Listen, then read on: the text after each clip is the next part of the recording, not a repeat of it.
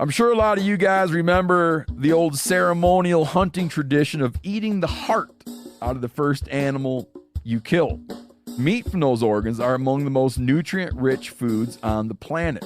You can get those same benefits your ancestors craved via convenient daily capsules from Heart and Soil. Find out more at heartandsoil.co. And remember, use code MeatEater for 10% off your purchase. There's nothing like snook hook sets at dawn or catching a tarpon in the moonlight. Find your next fishing trip made easy on fishingbooker.com and experience the magic of the Sunshine State or any other destination on your fishing bucket list. Book a blue water adventure in search of sailfish or go snapper fishing with the kids. With over 6,000 captains and trips to choose from, planning your next one just got a whole lot easier.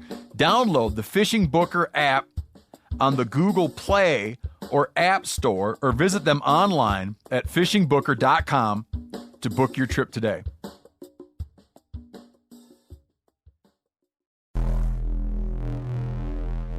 Welcome to the Wired to Hunt podcast, your home for deer hunting news, stories, and strategies. And now, your host, Mark Kenyon. Welcome to the Wired to Hunt podcast. I'm your host, Mark Kenyon, and this is episode number 269, and today we're talking about a variety of different topics, including some CWD current event news type stuff. We're talking about shed hunting and talking western whitetails with a couple westerners.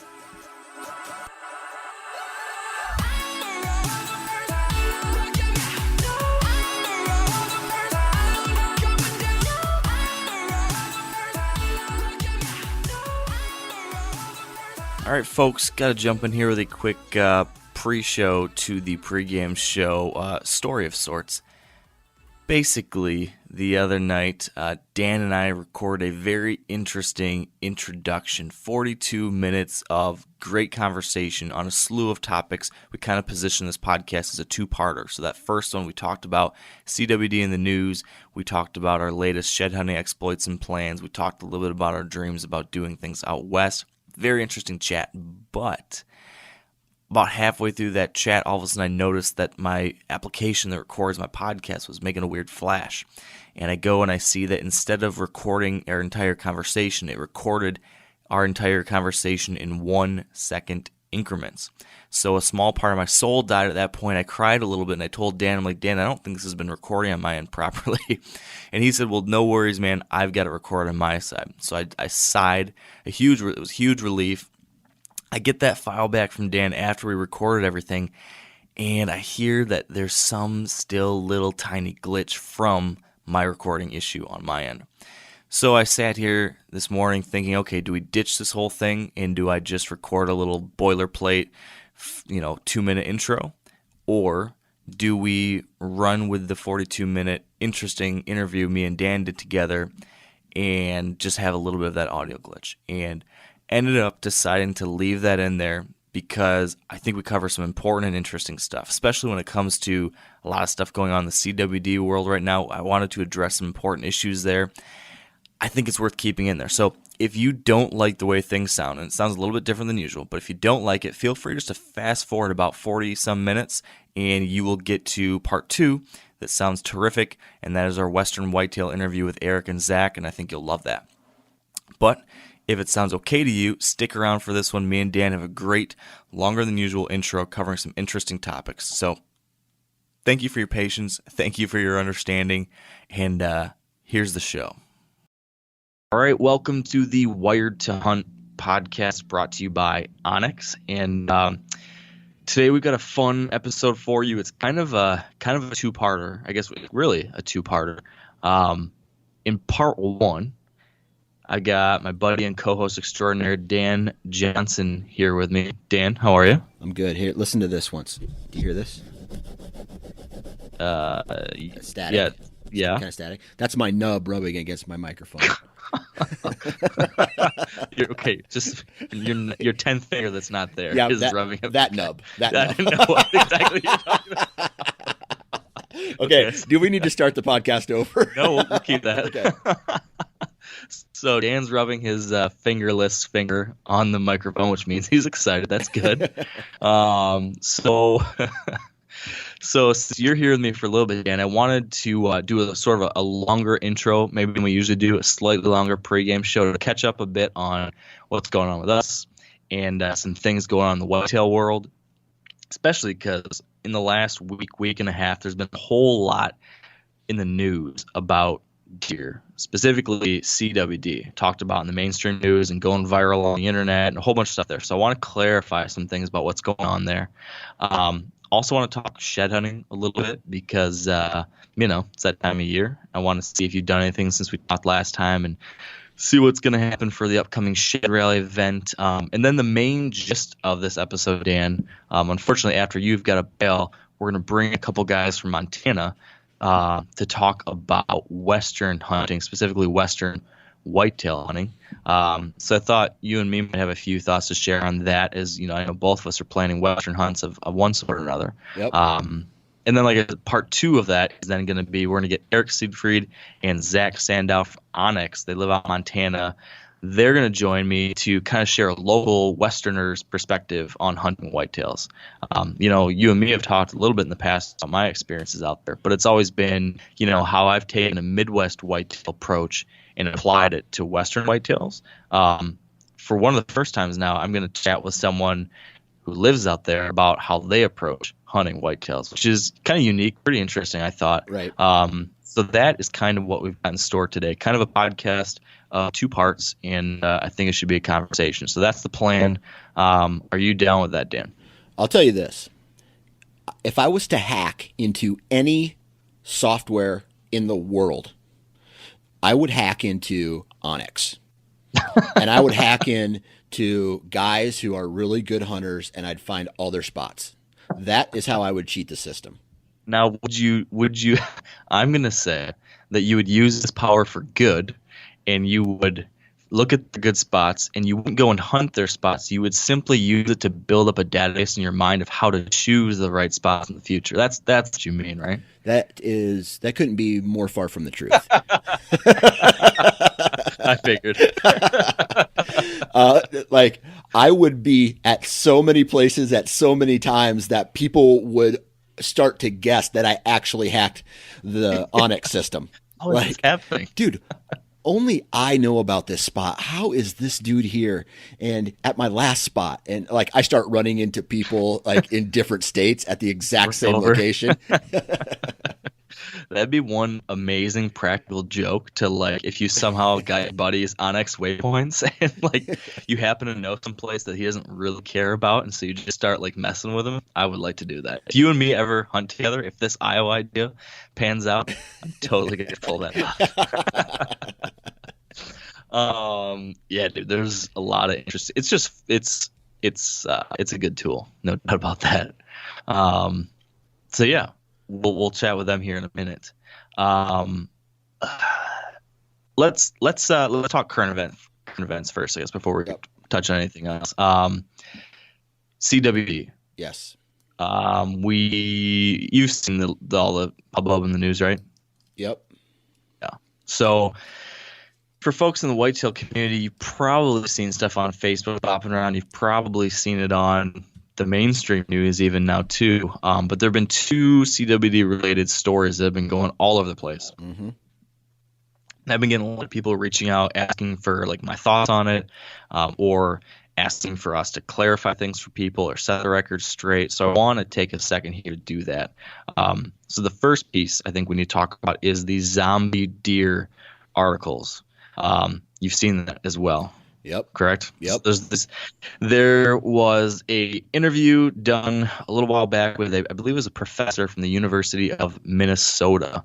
And he made a comment somewhere along the lines of, in speaking about CW in general, he mentioned the fact that while no human has been proven to get CWD from eating CWD positive deer, he made the claim, in so many words, I'm paraphrasing here, but he made the claim that he thought it was possible or likely or inevitable at some point that it could jump the barrier. Said something along those lines. Right.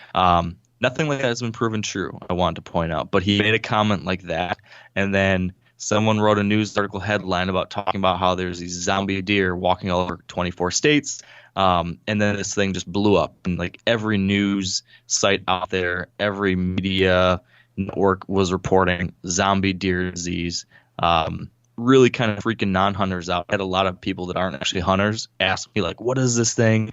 Are we all going to get sick? And it's an interesting thing because you and I both, Dan, we've talked many times here and on our elsewhere about how CWD is something that we need to look at seriously, right? It's something that people should be paying attention to. But I think what happened here is that it has got blown out of context and blown out of proportion, and blown into this thing that it probably isn't, which is probably just as dangerous as pretending CWD doesn't matter, right? Yeah. So I think the main point here is, if you have anyone asking you about these zombie deer articles, let them know that CWD is something that is real. It is something that's serious. It's something that could have negative ramifications in the long run for deer populations and deer hunting. So we got to take it seriously. But it has not been proven. There's not been a single instance yet where CWD has crossed the species barrier to humans. And there have been tens of thousands of deer probably thousands of deer that have been eaten that were positive, and there's been no case yet. So that is good, right? That's good that hasn't happened yet. And it's not to say that I guess you can't say one way or another if it could happen, because I'm not a scientist. But I certainly, I don't know, have we talked about this, Dan? Would you eat if you shot a deer and you got it tested and it was positive? Would you eat that deer? See, that's kind of crazy. For me, here's what I will say. I don't have to test my deer right now, right? Should I test my deer? Maybe. I don't, right? But if I knew that that there is even a 1% chance that, or less than a 1% chance that for some reason it skips to it could potentially skip to a human, which there has been no scientific, data to back that. It does have me thinking, though. I feed all the deer I kill, to my family. My kids eat the deer meat, and that's the only thing that would concern me. However, if I knew for a fact after I shot it the deer was CWD positive, I don't know if I would. Yeah. It would kill me to do that, to kill a deer and then just have to throw it all in the trash. I mean, I would absolutely hate that. But to your point, I would be, even though, like you said, there's nothing shown it can happen, you still have that little bit in the back of your mind that says it could be the first, or, this could be something that takes decades and decades and decades to show up, and all of a sudden, we find out something's going on there. And the Center for Disease Control does recommend that you not eat CWD positive deer out of a kind of an abundance of caution. They're saying all the same things we've said. It has not been proven to jump the species barrier, but they recommend caution and not doing it. So that's kind of what I'm doing. I did have three deer, two of which I killed, one that a buddy killed, off of the main Michigan property I hunt. We had tests for CWD, and nothing positive. So that's good, but it's definitely something I'm thinking about. And it would be very scary, and it would change a whole lot of things if someday we found out that it did jump the barrier. Then that changes everything. Yeah. And that's a really, really bad scenario that I hope never happens, and that'd take this whole thing to some different level. So let's just hope that never happens, and we're not going to have to worry about that. But I think it just, it's something to be thinking about, which leads us to the second big thing on the CWD front within the news lately, which was this video about a cure for CWD. Now, did you watch that video, Dan? So I read something about how this guy says that it can be cured, and that he thinks, or I don't know if he thinks, or his research showed that bacteria and the prion have something in common, or it's like the prion travels through a bacteria or vice versa or something like that. And then that's as far as I went. Okay, yeah. So you're getting there. The basic gist of the video, and this was like at a press conference, and the video that went viral that everyone was getting shared, it was just like an embedded video without a title, you couldn't see like a lot of details about who this was or what was going on, but just looked like an official looking person in front of like an official looking like Capitol building or something. And then you could see there was like an insignia on the podium. It just had like a very formal official look. So if you were watching this without knowing anything, it almost looked like someone from the state of Pennsylvania, like Pennsylvania DNR or someone, was making this announcement. It had a very official, real, valid, verified kind of feel to it. But that was not actually the case. This was not the state of Pennsylvania's, DNR Fish and Game. This is not the United States Fish and Wildlife or anything making this announcement. This was just a guy who works for, a spokesman for an organization called the Unified Sportsmen of Pennsylvania.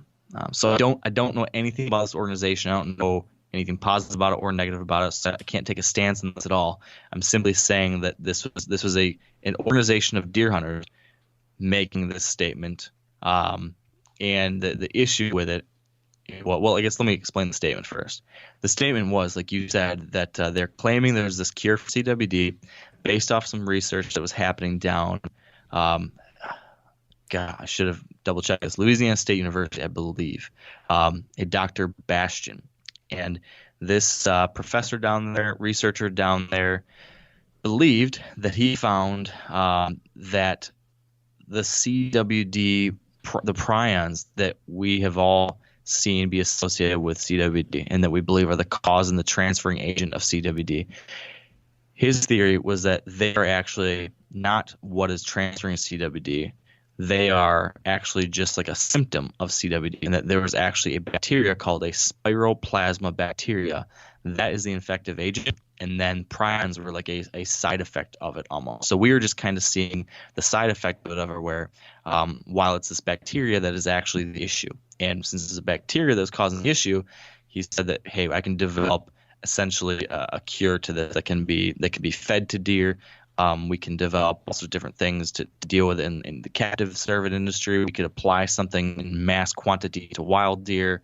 And then this spokesman, whoever this was then saying not only will this cure CWD, this could also be used to cure other degenerative brain diseases, such as Creutzfeldt-Jakob's disease in humans, and all these other different things like that. So it could deal with like scabies in sheep and mad cow disease in cows, and very, very broad, impressive statements like how this is going to change the world.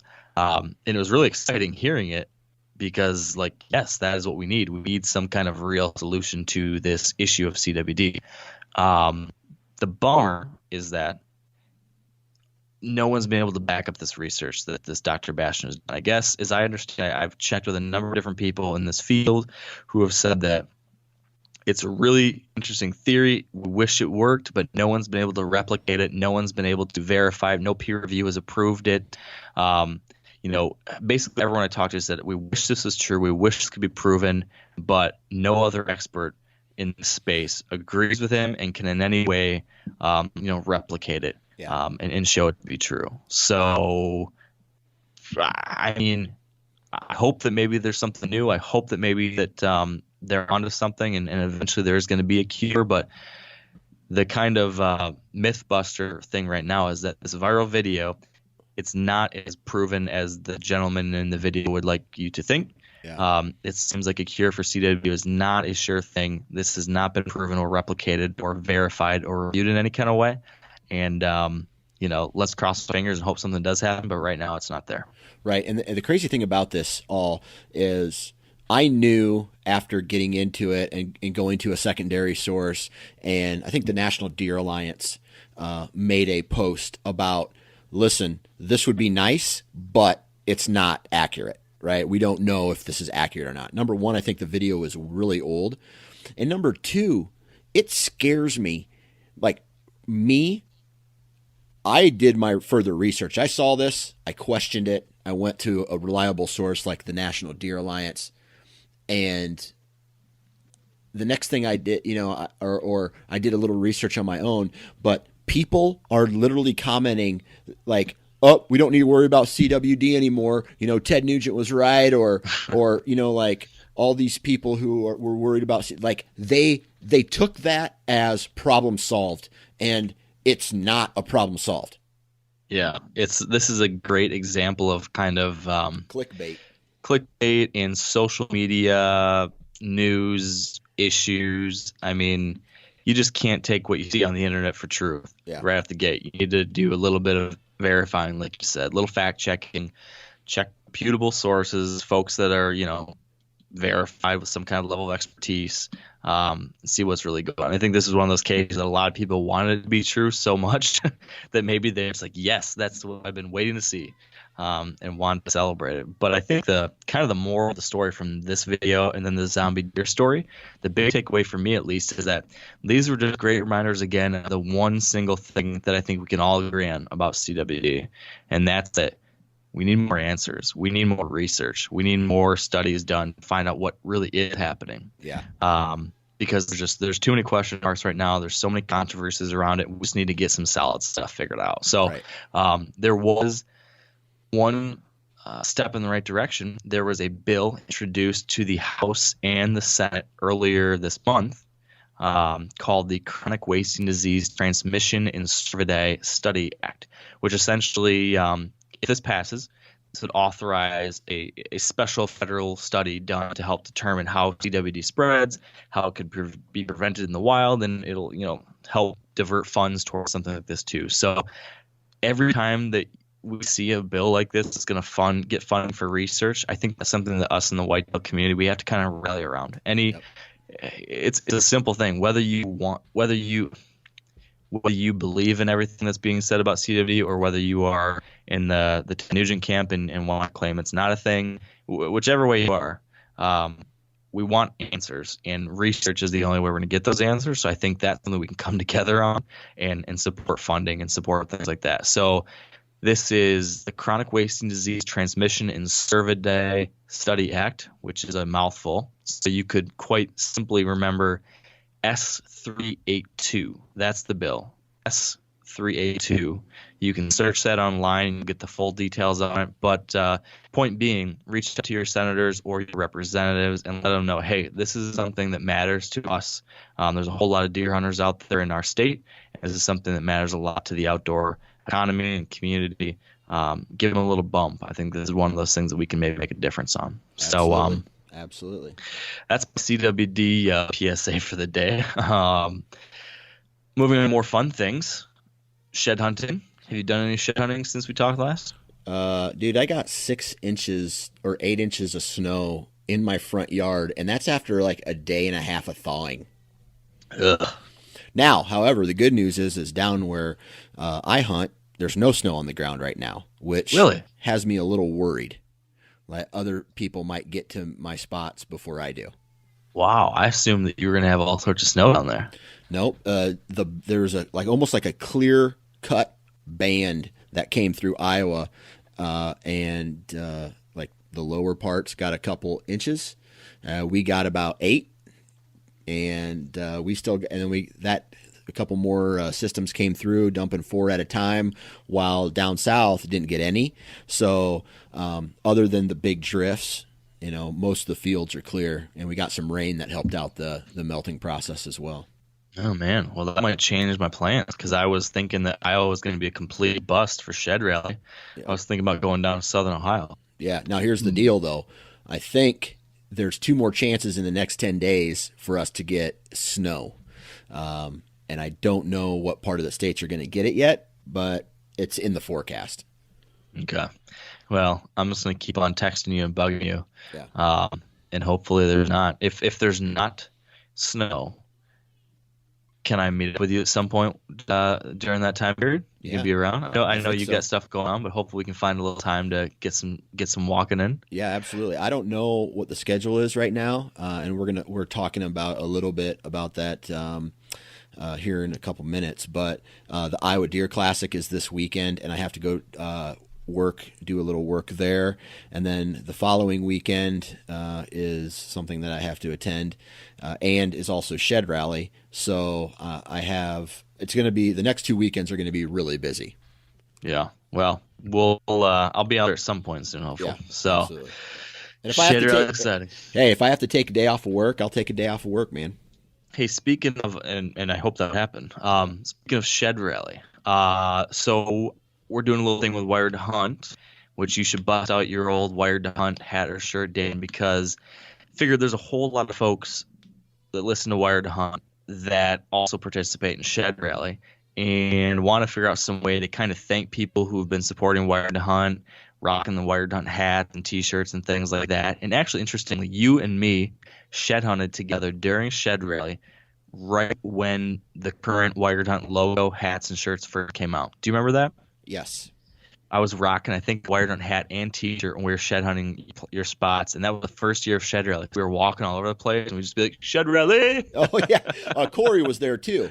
Yeah, Corey was there. Yep, that was when Corey fell asleep in the truck while we were shedding. Corey fell asleep, and you guys weren't very good at walking straight lines. And I remember you guys found a shed at the exact same time, and then you looked at each other, and you guys were both so polite. You're like, "Oh man, you can get it," and then he was like, "No man, no, you can have it, you can have it. No man, you can get it, you can get it."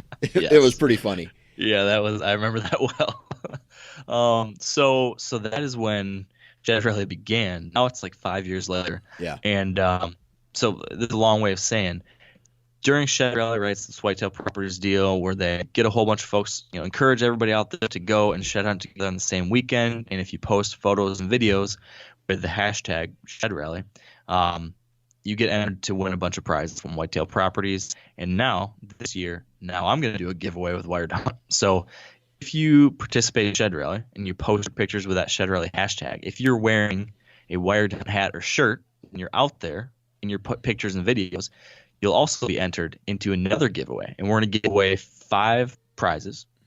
One person is going to win a Yeti Tundra cooler. And it's the Tundra Hall. So it's their new cooler. It's got wheels on it you can pull around. Another one of you is going to win a Yeti load-out bucket, one of their big fancy buckets, fully loaded with all the different accessories and stuff, lids and tool straps and seats and interesting things like that. Another person is going to win a Yeti 36-ounce Rambler bottle. Another winner is going to win a First Light Catalyst jacket and pant, which is the set of whitetail gear I wore a lot during this past hunting season. And then finally, someone's going to win a Vortex Impact rangefinder. So pretty sweet, right? Pretty sweet set of prizes, and all you gotta do is wear your Wired Hunt gear during Shed Rally. So what I'm gonna do is after Shed Rally, I'm gonna go click on the Shed Rally hashtag and actually put the Wired Hunt hashtag in there too. So wear your Wired Hunt gear, put the Wired Hunt hashtag in there too. That'll make it a little bit easier for me to sort through. But basically, I'll just hit the hashtag in my Instagram feed, and I'll just scroll through it, find all the people that wore their Wired Hunt gear. We'll put everyone's names in the hat, and we're just going to randomly select 5 people, and you'll get a sweet prize just for rocking Wired Hunt gear during Shed Rally. So, all right, I thought that'd be fun. Heck yeah, I'm down. Do I qualify or not? Yeah, sure. You can qualify, Dan. Ooh, okay. Yeah. I'm just gonna take like 50 pictures of the same exact shed. I'm gonna be watching out for that. Okay, all right. So yeah, that's exciting Shed Rally news. We talked about CWD issues. Main topic today, Dan, once you've got a balance, is going to be Western whitetail stuff.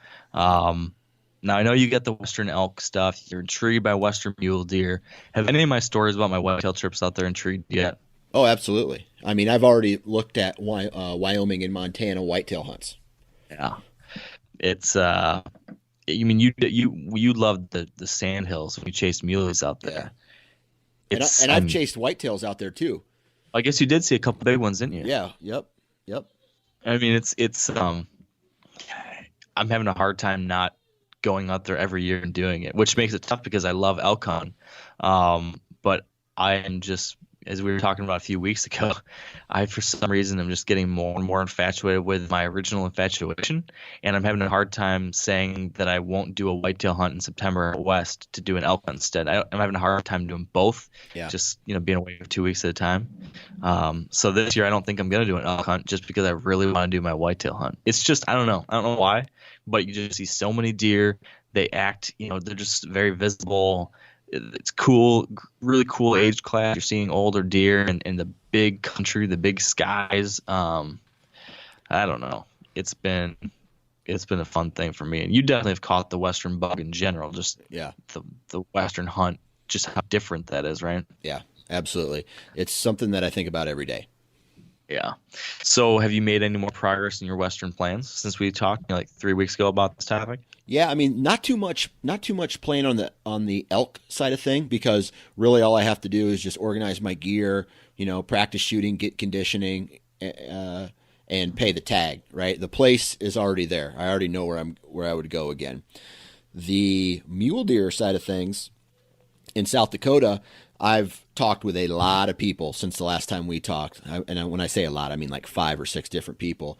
And they were gracious enough to talk to me about how they work it, some little tips and tricks that they use, how to locate them, how to, set up on stocks and all that good stuff. And even, not necessarily like hacking into the Onyx system to find specific pinpoints, but they're just like, hey, man, check out this area. Hey, so why are you thinking about doing South Dakota instead of going back to your Nebraska spot that you had? So population, strictly population. I think I'd have more opportunity. Deer population. Yeah, mule deer population. I think I will have a better chance of getting a stock in South Dakota on public land than I will on this farm in Nebraska. Interesting. I'm very interested to see how that goes. Like it's a hunt that's always been on my radar, and again, it's a time thing. Like, what do you gotta pick and choose, and I'm gonna have to pick that eventually and try it out. So I'm gonna be watching your experience closely. Yeah. What are you gonna do as far as have you thought through like logistics? Are you gonna camp? Are you gonna get a hotel? Are you gonna rent a cabin? If I do it, I'm doing it as gangster as possible, and I'm gonna be sleeping in the back of my truck. I have a topper, so that makes it easy. Eat everything out of the back of my truck. Have a cooler with me. All that stuff. There's some BLM land around there, so I can definitely sleep on the BLM land. There's also I think there's some campsites around there as well. I don't want to do a hotel unless I for some reason have to, but I want to do it. I want to do it, as hard as possible. Yeah, man, that's the way to do it. Highly. I mean, you've seen my back truck hunts over these last couple of years, and something about it, I love coming back to the truck after full day hunting. And for me, I don't know if you're doing this with anyone else, but I kind of like these solo hunts when you just get back. It's dark, it's pitch black. You drink a cold beer at the tailgate at the end of the night by headlamp. You kick back in your sleeping bag.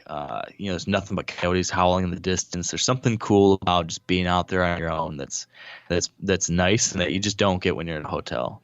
So camping, I think, is a good choice. In our conversation that we're about to have here with Zach and Eric, which I recorded for this, we actually get into some thoughts on setting up Western camps too. They've got a lot of experience setting up wall tents for bigger, longer trips, which is an interesting thing too, which is something I haven't done. Yeah.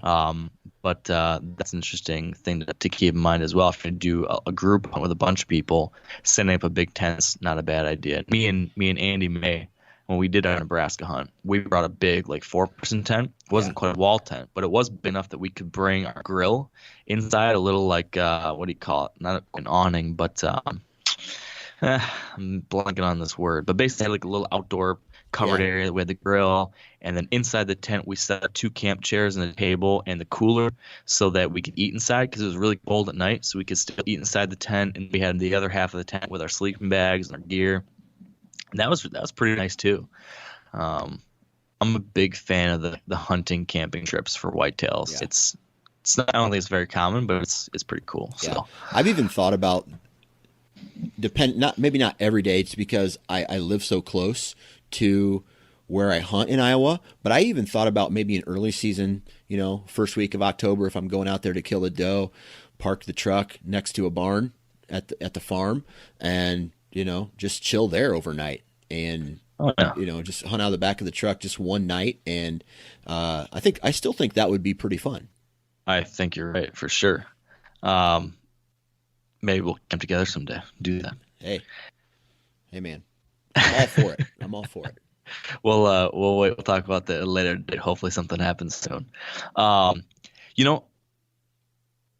totally forgot to mention something unrelated to going west, but related to our last topic. Can I hit the when someone's working the turntables at the DJ booth and they can but then when they want to go backwards in time, they can go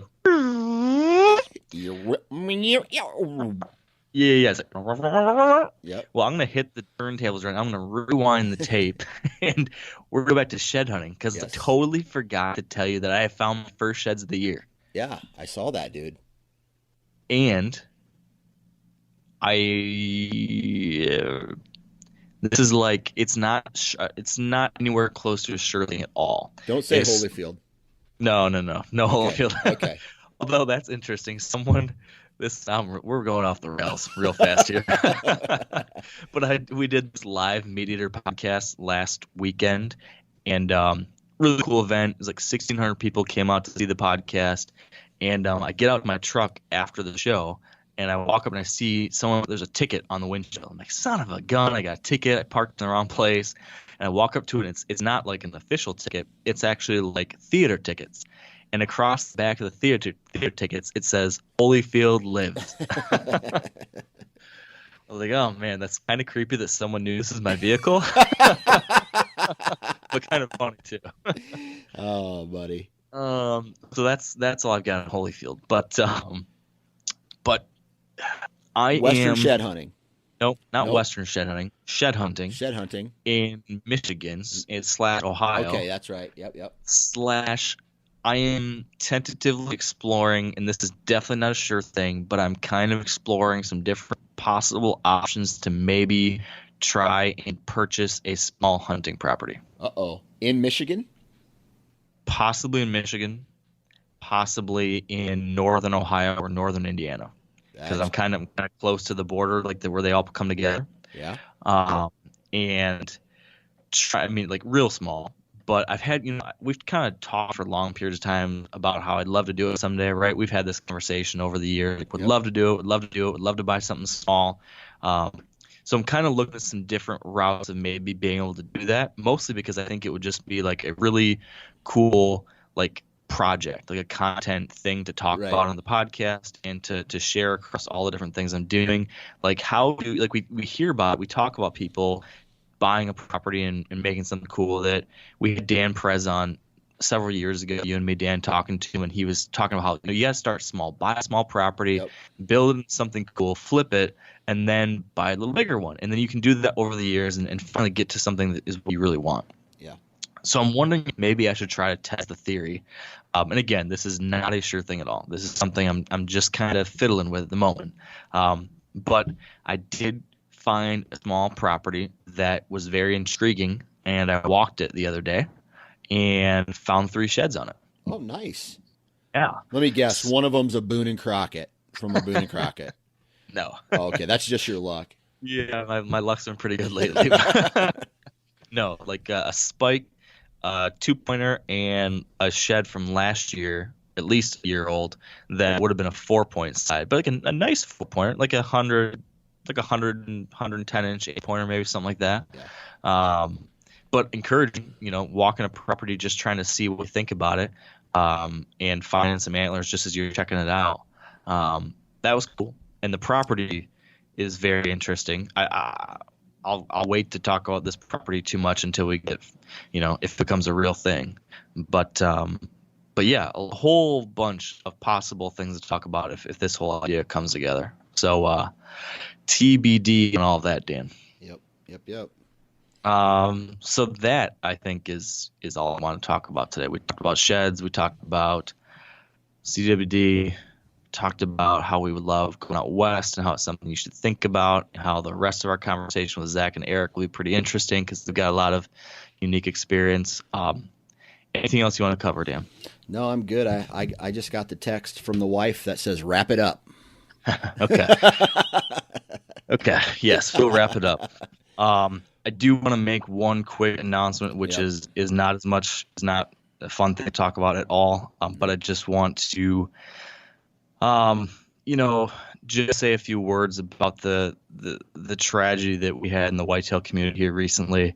Someone that you and I both knew well, Todd Pringnitz, the owner of White Knuckle Productions, and he did Wicked Tree Gear, a tree thrasher,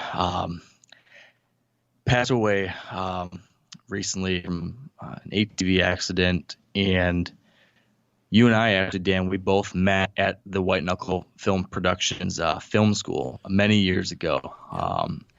So that is, that's where this whole thing kind of started. And, a lot of people were really positively influenced by Todd. He brought a lot of enthusiasm, excitement to everything he did in the whitetail world. And I think just a very, very, very, very sad thing. And he left behind a wife and a 2-month-old son.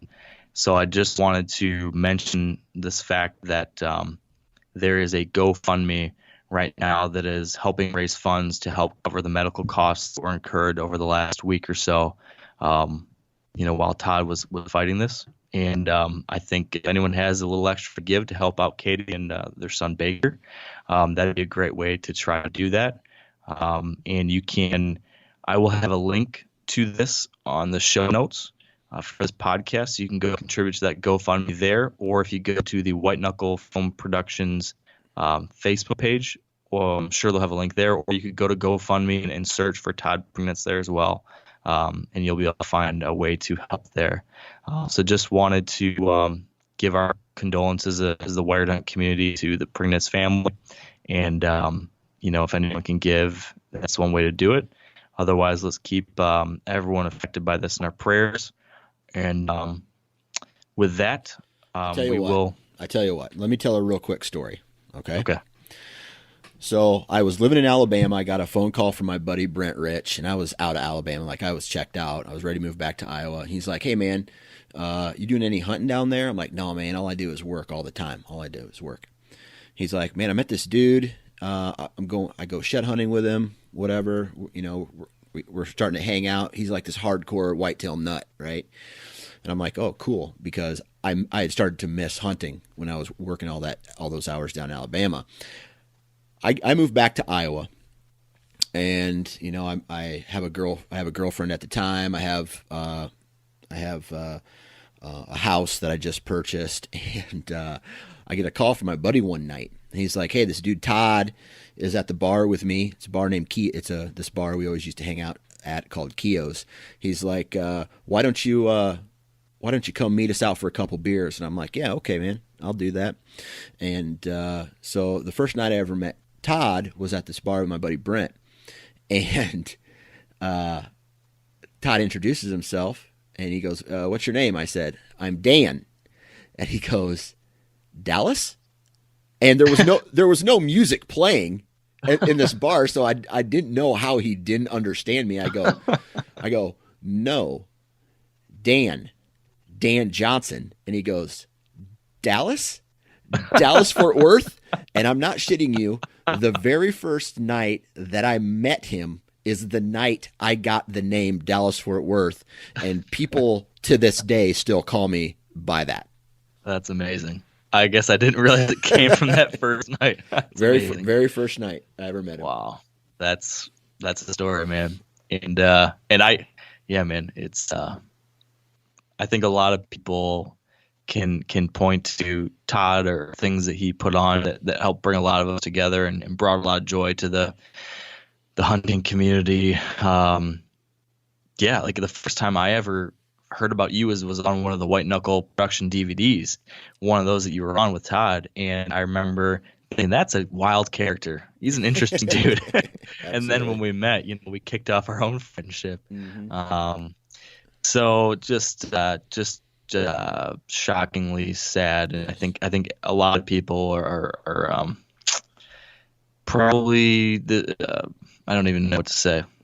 There's nothing. Just There's nothing to really say. I mean, nothing. go if you feel like it, go give some money to the family through that GoFundMe app and help take care of a 2-month-old man. Yeah, and I think kiss your wife, husband, or child goodnight, and just appreciate every single day, because nothing is guaranteed, and just be thankful for what we have. So with that, let's wrap up this part one. Thank you, Dan, for making some time for this, and let's take a quick break, and we'll move on to part two with Eric and Zach. Now, a lot of you guys are familiar with the old hunting tradition of eating, some organ, the heart or a chunk of liver off the first animal you kill. I had that when I was a little kid, and it was a big deal. Organ meats were always prized by frontier people who knew the importance of getting a lot of different minerals and nutrients. And as often is the case, those guys were onto something, because organs are among the most nutrient-rich foods on the planet. And you can get the same benefits your ancestors craved via convenient daily capsules from Heart and Soil, made exclusively from regeneratively raised, grass-fed, and finished cattle. Heart and Soil's unique freeze-drying process means all those important nutrients are trapped in, ensuring you experience every one of the benefits of nature's superfood in a clean, convenient, taste-free capsule. Find out more at heartandsoil.co. And make sure to use code MeatEater for 10% off your purchase. That's heartandsoil.co. Use the code MeatEater. You ever get that feeling you're stuck inside staring at screens and a primal urge kicks in? You crave wide open spaces, fresh air, the chance to connect with the land? Well, maybe it's time to find your own piece of the wild. But searching for property can be a maze. That's where Land.com comes in. They got millions of listings across the country, from mountain ranches to hidden fishing holes. Their search tools are like a seasoned guide helping you narrow down what you want. Land.com isn't just about buying and selling. It's about finding a place to hunt, fish, explore, or simply sit by a campfire and listen to the crickets. So head over to Land.com today to turn one day into today, because trust me, there's nothing quite like the feeling of standing on your own piece of earth. All right, I'm here now with Eric Siegfried and Zach Sandau of Onyx. And first off, guys, thank you for being here. I appreciate you taking the time. Yeah, thanks for having us on. Absolutely, thank you. It's always fun to talk to people. At least I get a kick out of talking to people that come from a different kind of background or different perspective on things. We're eventually going to talk about whitetails here, but your guys' whitetail experiences, I think, from what I gather, are pretty different from mine, and those are usually the conversations that are most fascinating to me, probably. I'm kind of a sucker for the new and the different, so right out the gate, I'm excited about that, especially since you guys are hunting out west, which is where my heart usually lies. So that's a long-winded way of saying I'm excited about this. But before we get into that stuff, I do want to kind of lay some background here. And Eric, you founded Onyx, which is a tool I've been using for many years now. It's unbelievably helpful. So I figure I should probably kick this off by saying thank you. Thank you for helping me out in a lot of ways. And secondly, how did this all come together? I got to hear the story of how this product came to be, how it ended up on my phone and opens so often to the dismay of my wife. And maybe a little bit of background on you personally as a hunter and stuff would be interesting too. Okay, yeah. So I guess I can give a little background.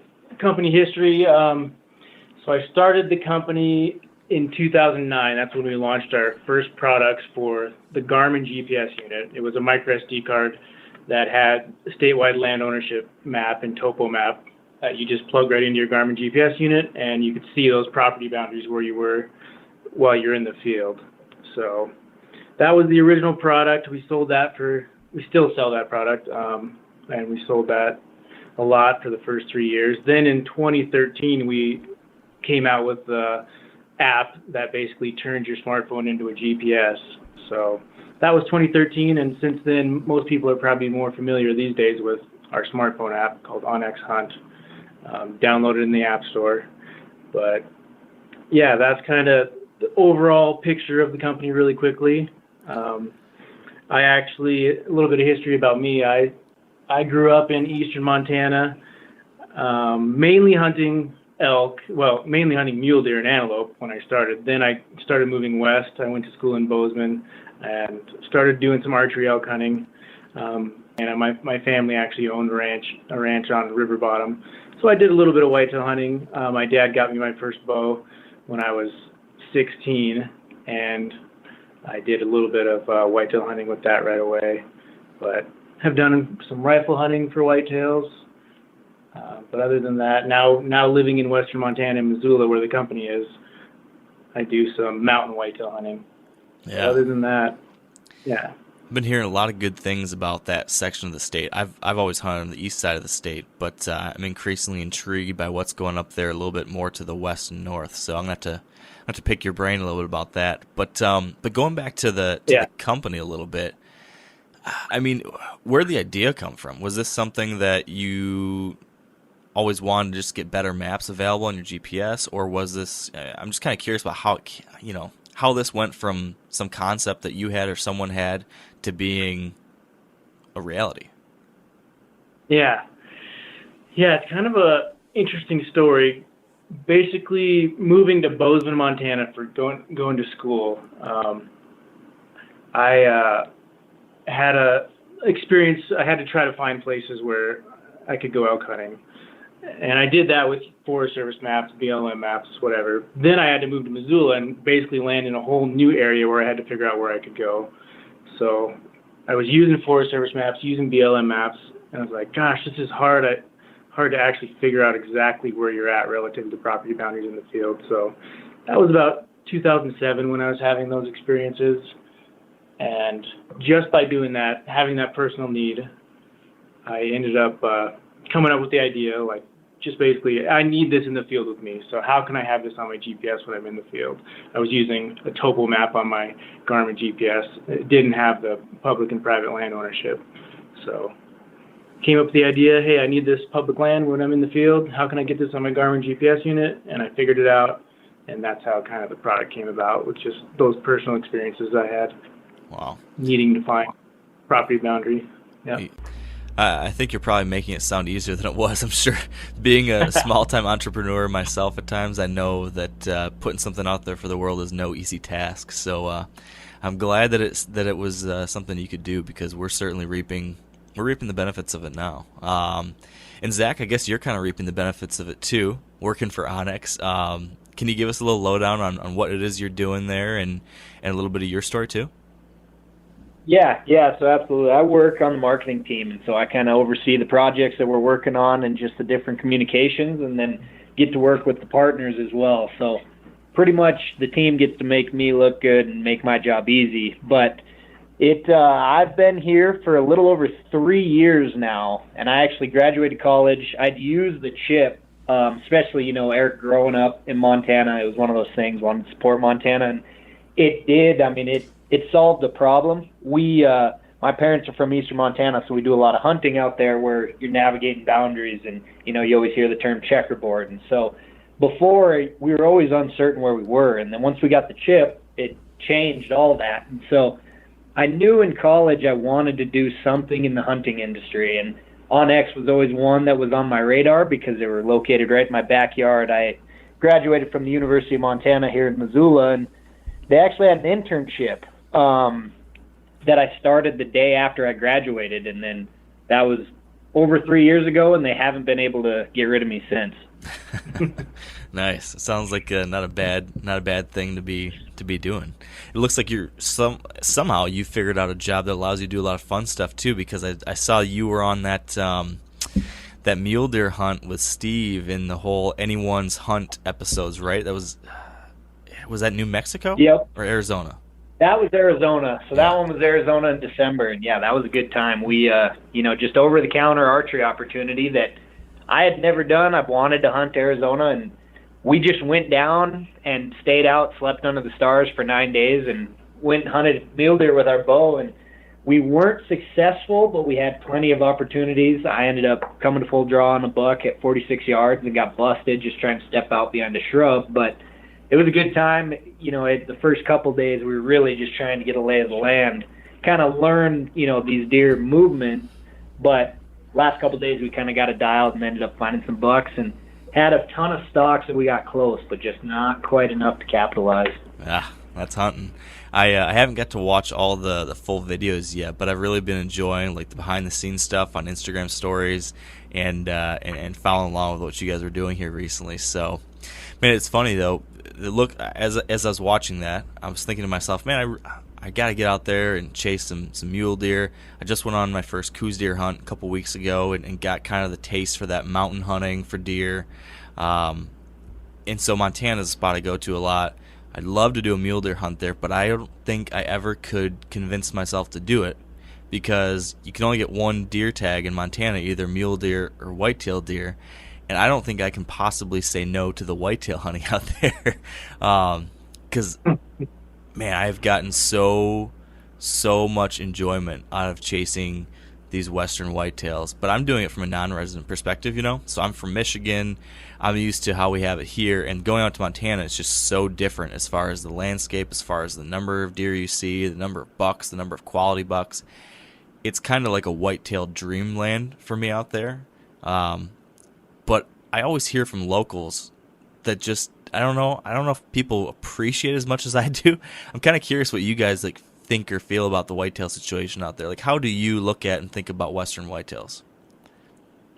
Yeah, I mean, I think one of the things that's tough just growing up is Montana has so much opportunity. You know, our tag, if you buy a deer tag, a large portion of the state is a general unit, and there's a couple areas that'll be a permit for mule deer, but for the most part, you can shoot either in a ton of different districts, and you can hunt them from September during archery season all the way about till, you know, early October, and then you can do the rifle season from October 22nd-ish through the end of November, through Thanksgiving weekend. So you have one tag, you get so much opportunity, and what's kind of cool with the landscape in Montana is you can be hunting mountains that can hold whitetail and mule deer, or you can be, you know, in eastern Montana in these badlands and river bottoms that hold them both. So it's such an opportunity thing, and I think there are folks that lean one way or another, but for me personally, it's one of those things that there are some similarities between how we're hunting them, especially during rifle season, and, you know, just being able to, you know, shoot either if you see it. You know, you could go out there intending to have a spot stock mule deer hunt, but then all of a sudden in some ag land or river bottom you see a nice whitetail, and all of a sudden the hunt changes quickly. Yeah, I bet that does make it pretty exciting knowing that the option's there. If you had to guess, Zach or Eric, what do you think the split is? Like, if you had to, just based off kind of your friends and people you're around, if they're going to say, like, whitetail guys versus mule deer guys, if they had to pick, what do you think it is? Is it like 70% mule deer people, 30% whitetail, or what's that skew around you guys? Of all Montanans, you're thinking? Yeah, rough guess. Of all Montanans? That's tough. I would say probably more whitetails are harvested just because there tend to be more whitetails in the western United States, the western Montana, and that's where you kind of run into some permitted areas for mule deer. But I think people kind of want to hunt mule deer, so I'd say they would say mule deer. But I know, like around Missoula, for instance, we have not a lot of general over-the-counter opportunities for mule deer. So there's quite a few more whitetails being shot here and up in northwest Montana. But if you go to eastern Montana, there's definitely plenty of whitetails out there, but it seems like folks are focusing on mule deer. Yeah, I guess in the circles I hang out with, it'd be, I figure 80% mule deer, 20% whitetail. Yeah. But maybe if you look across the whole state, it might be more like 65-35 or something. Yeah. 65% mule deer, 35 whitetail. I don't know. Yeah, definitely majority mule deer. Yeah. Now, would you say though if you looked at the population of deer, it might be more a little bit the opposite direction? Is it safe to say there's probably a lot more whitetail deer than mule deer in the state? Is that accurate? That one's tough. You're putting us on the spot on that one. I mean, yeah, I have no idea. I don't know on that one. I think there's plenty of opportunity for both, but I think depending on where you're at in the region of the state, you can see more, whitetails in western Montana, and then mule deer when you get to the east. There's a ton of mule deer, and frankly, there's a ton of whitetails when you get around river bottom and eggland. Yeah, I know. It's actually interesting dynamic.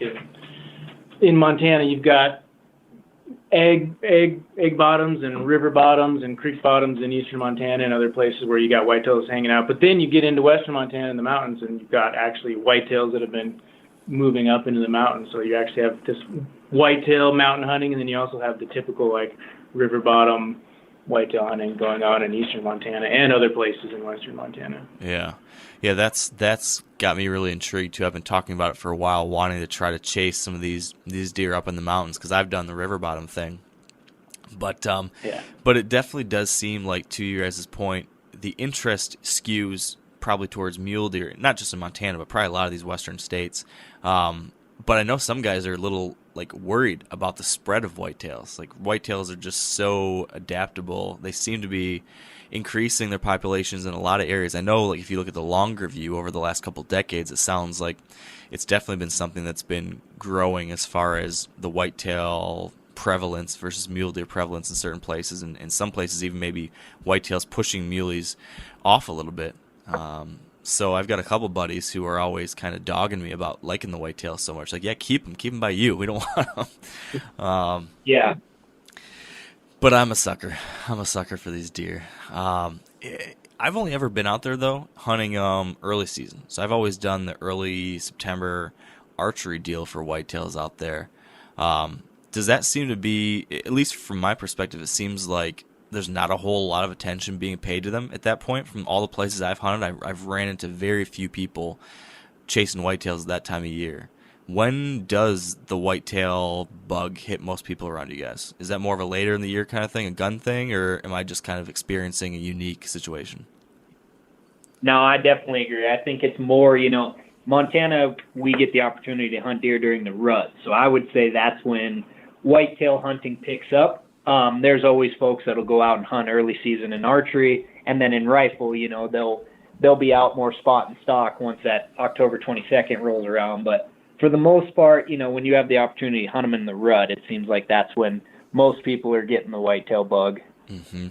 That's the one thing I've kind of missed out on. I love that early September time period because it's I can't hunt at that time of year back home, and love getting to see that bed to feed pattern, so much just visible activity. But I have always been really just wondering what the rut is like in these western states. Is it pretty wild? Is whitetail rutting action pretty awesome out by you guys? Yeah, absolutely. I last year hunted western and eastern Montana, and being able to see how the similarities, but also just the differences between them. We have an opportunity for it's a river bottom art. It's an extra buck tag, but you have to shoot it with a bow, and it's in the river bottom. And so that one, I don't even really, you can hunt that from archery season, so September 1st all the way through January. And I don't really focus on that one until that kind of mid-November because I'm looking for them to rut, looking for bucks to be moving. And then, when I'm hunting eastern Montana with a rifle, that's generally, spot and stock. You're trying to find deer. And so locating does, and, it's cool because during the rut you have bucks cruising. So you can look at a group of does one day, and then the next day all of a sudden there's a buck there that hasn't been. And so it is one of those things that once the rut starts coming, it's great because you just have so many opportunities to find bucks. Yeah. So one of the things I've always noticed when going out there that's unique compared to some of the other states I've hunted is just the very, very high number of bucks compared to does. You go on an average hunt for me back here in Michigan, and you might see 15 does and 1 buck. But I've never been out to any of my hunts in western states for whitetails and seen, it's almost always even. If I had to average it out, I might see 10 bucks, 10 does, or 5 bucks, 5 does. It seems, at least from my experience, I'm seeing that often. Is that something you guys see often too? And then if so, I've always imagined that makes for a lot of intense competition, a lot of fighting, a lot of chasing during the rut because of that. Do you see that? Yeah, I think definitely, the buck to doe ratio is pretty good, especially for whitetails. As you were saying earlier, it seems like whitetails are a little more resilient than mule deer. But I do think, there's especially once rifle season comes, you always hear about like the Orange Army. There is a lot of competition for these deer, but luckily the whitetail population in Montana is doing pretty well across the state. So you do have a pretty good buck to doe ratio. It can vary, but I mean, the whitetail I shot this year during rifle season, I think that day I saw 6 bucks and we ended up seeing like maybe 10 to 12 does. So it was 2 to 1 doe, but still very good, especially when you're going out looking. To be able to look through 6 bucks in a morning is not bad. Yeah. Yeah, I haven't noticed any 1-to-1 ratios. It's more like 4 does to 1 buck is what I usually see, if I had to guess. Yeah. So what about fighting and stuff? Is there a lot of duking it out, given that just in general there's a pretty good number of bucks? And again, don't know if this is unique, but I've, even hunting public land, a pretty good spread of age class too. I mean, it's not like it's all 1.5-year-old Forkies like I see in Michigan sometimes. I see, a couple 1.5-year-olds, couple 2.5-year-olds, couple 3s, 4s. There's older deer. Is there some serious competition for those ladies? Have you seen any knockdown brawls?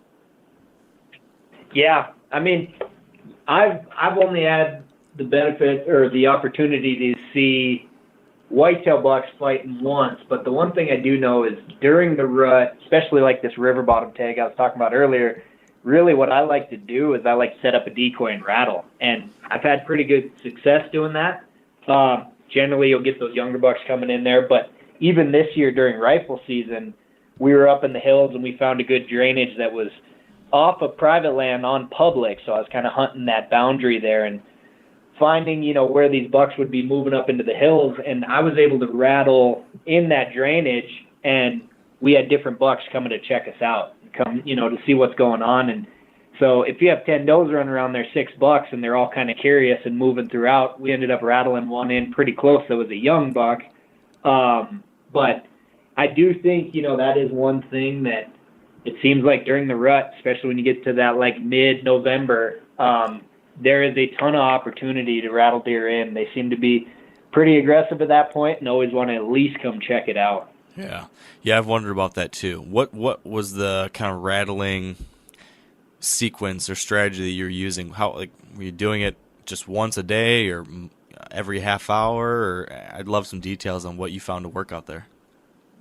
Yeah, for sure. So archery, when I'm doing kind of the river bottom thing, generally it's like state section, so they're pretty small. And I know these deer are kind of in the egg fields on the private, or they're going and bedding up over there where there's less pressure. So generally what I'm doing is I'm actually on the ground. I enjoy doing it there just because I can be a little more mobile. And so I'll set up and rattle the perimeters of those. And I'll generally set up for, do a couple sequences within a half hour and then sit and wait for a little while, see what's going on. And then if nothing's going for 45 minutes or so, I'll pick up and move, and I'll kind of just work the whole perimeter. And, there's some areas that I know deer tend to bed, and so I'm kind of trying to figure out where those does are, where I think bucks will be in the general vicinity. But then with rifle, honestly, moving country, looking for does, because if you, during the rut, if you find the does, you can assume there's a buck nearby. But then also just moving country and glassing, trying to find deer, and then finding places that you think they're going to be bedded up in, and then setting up and calling. But I would say when I'm rifle hunting, if I'm going to rattle, I'm much more mobile, less calling there, and covering country. Yeah. Man, that sounds like a fun way to do it.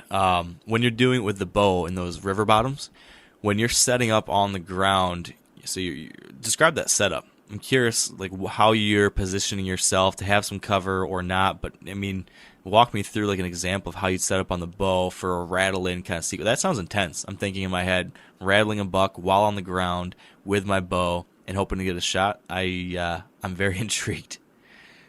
Yeah, absolutely. And the one thing I want to preface with this is I haven't, these are generally, since it's a second buck tag, I haven't killed a stud doing this, but I've gotten some younger and nice bucks coming in. But usually I have a couple areas picked out that, I've hunted these areas for a couple years that I know where these deer are going to be bedded. And so I'll try to find a predominant deer trail that I know there's some movement on. and I'll go and set up, and I'll put that decoy out anywhere from 25 to 40 yards, depending on what the cover's like. And so I'll generally have them so they're facing kind of quartering to me. And so then when I back up, get a good backdrop, I just bring like a little chair, a little portable chair that I can set up and make sure I'm drawn and I'm tucked in. I don't have anything, really covering me so much in front, but I'm just making sure I have a good backdrop and I'm tucked back. And then so theoretically, and what's happened in the past is I will get their attention and they come looking, and then in the clearing where they have some vision, they're able to see that decoy. And what I found is when I have them kind of quartering to, when they come to, confront them and come up, I will have a good, generally I'm trying to get like obviously a broadside or even quartering away shot in that 25 to 30 yard range. And so I try to get set up so I have good backdrop, make sure the wind's in my face before I set up. And then, if I think they're going to be rattling where they're coming from, I'll set up according to the wind and then try to find a trail that I think they'll come into and come in to see that decoy and not have any attention on me. Yeah, I really like that. That sounds like a good way to do it. You mentioned the wind a couple times, playing the wind and everything, and that's something that I've always found when I compare like what we're doing with my typical whitetail guy back in the Midwest or the East or wherever compared to folks I've hunted with out West is lots of times we like obsess about scent control, like really go over the top with trying to minimize any human odor, while on the other flip side, I feel like a lot of folks out West don't even care about it at all. They're just going to play the wind. They don't worry about trying to minimize scent. They'll wear their camo clothes all day, every day, doing whatever. Is that how do you fall on that? Do you try to do any kind of scent control when specifically chasing whitetails in a scenario like that, or no? I'll clean, I'll make sure to wash them with stuff and not add any additional scent, and I'll leave them to air out outside. But it is, I would agree 100% that I think in the West we try to play the wind. We don't worry about the scent control stuff as much. I do know, like with archery, like I try to make sure my stuff's hung out. I'm, putting it on when I get to the parking spot. But really, I'm playing the wind on that one and worrying about that more so than any scent control on my clothing or myself. Yeah. But most guys are, during November in the rut, most guys are out there with their rifles. Yeah. So you're out there doing a rattle and you're setting up maybe in a little elevated spot with more visibility to where you can shoot 100 yards. Yeah. So you can play your wind when you're rattling and then make sure your wind's going to a safe spot. Yeah. And then you're using a rifle, so you don't have to worry about such close quarters. Yep, exactly. Yeah, so Eric, can you describe in a little more detail your kind of typical setups on a lot of these hunts? Because I know you said you're more rifle focused during the rut too. Is it kind of similar to some of the things that Zach was sharing, or do you have a different take? Yeah, I guess I have tried a little bit of rattling, but not a lot. What I've done in the past in eastern Montana is I've actually gone to an elevated position and just watched where bucks are coming out into fields from. I'm talking 2 miles away. You're on this elevated hill where you can look at down around all the river bottoms and ag fields. So I'll glass evenings and mornings and see where bucks are going into bed and coming out to fields.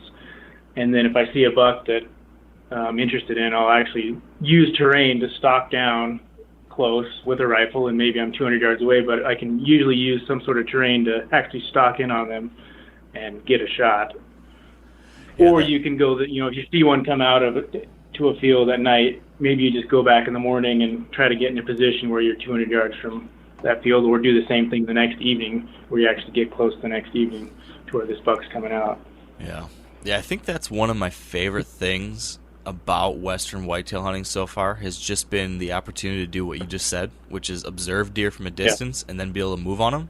So often, like what I've got going on back here in some of the states I hunt in the Midwest, if you want to see at least mature bucks, you're not very often going to see them out in the open where you could actually see them from half a mile or 200 yards even. Lots of times if you're going to see something, it's got to be at 50 yards or 40 yards. Or those long distance observations are just tough. So much of your strategy has to come down to looking at sign or trail cameras or close encounter and then making a small adjustment. But when I've gone to North Dakota or Montana, I'm sitting, just like you described. I'll find a high spot and I'll just watch a mile away, and then you can learn so much.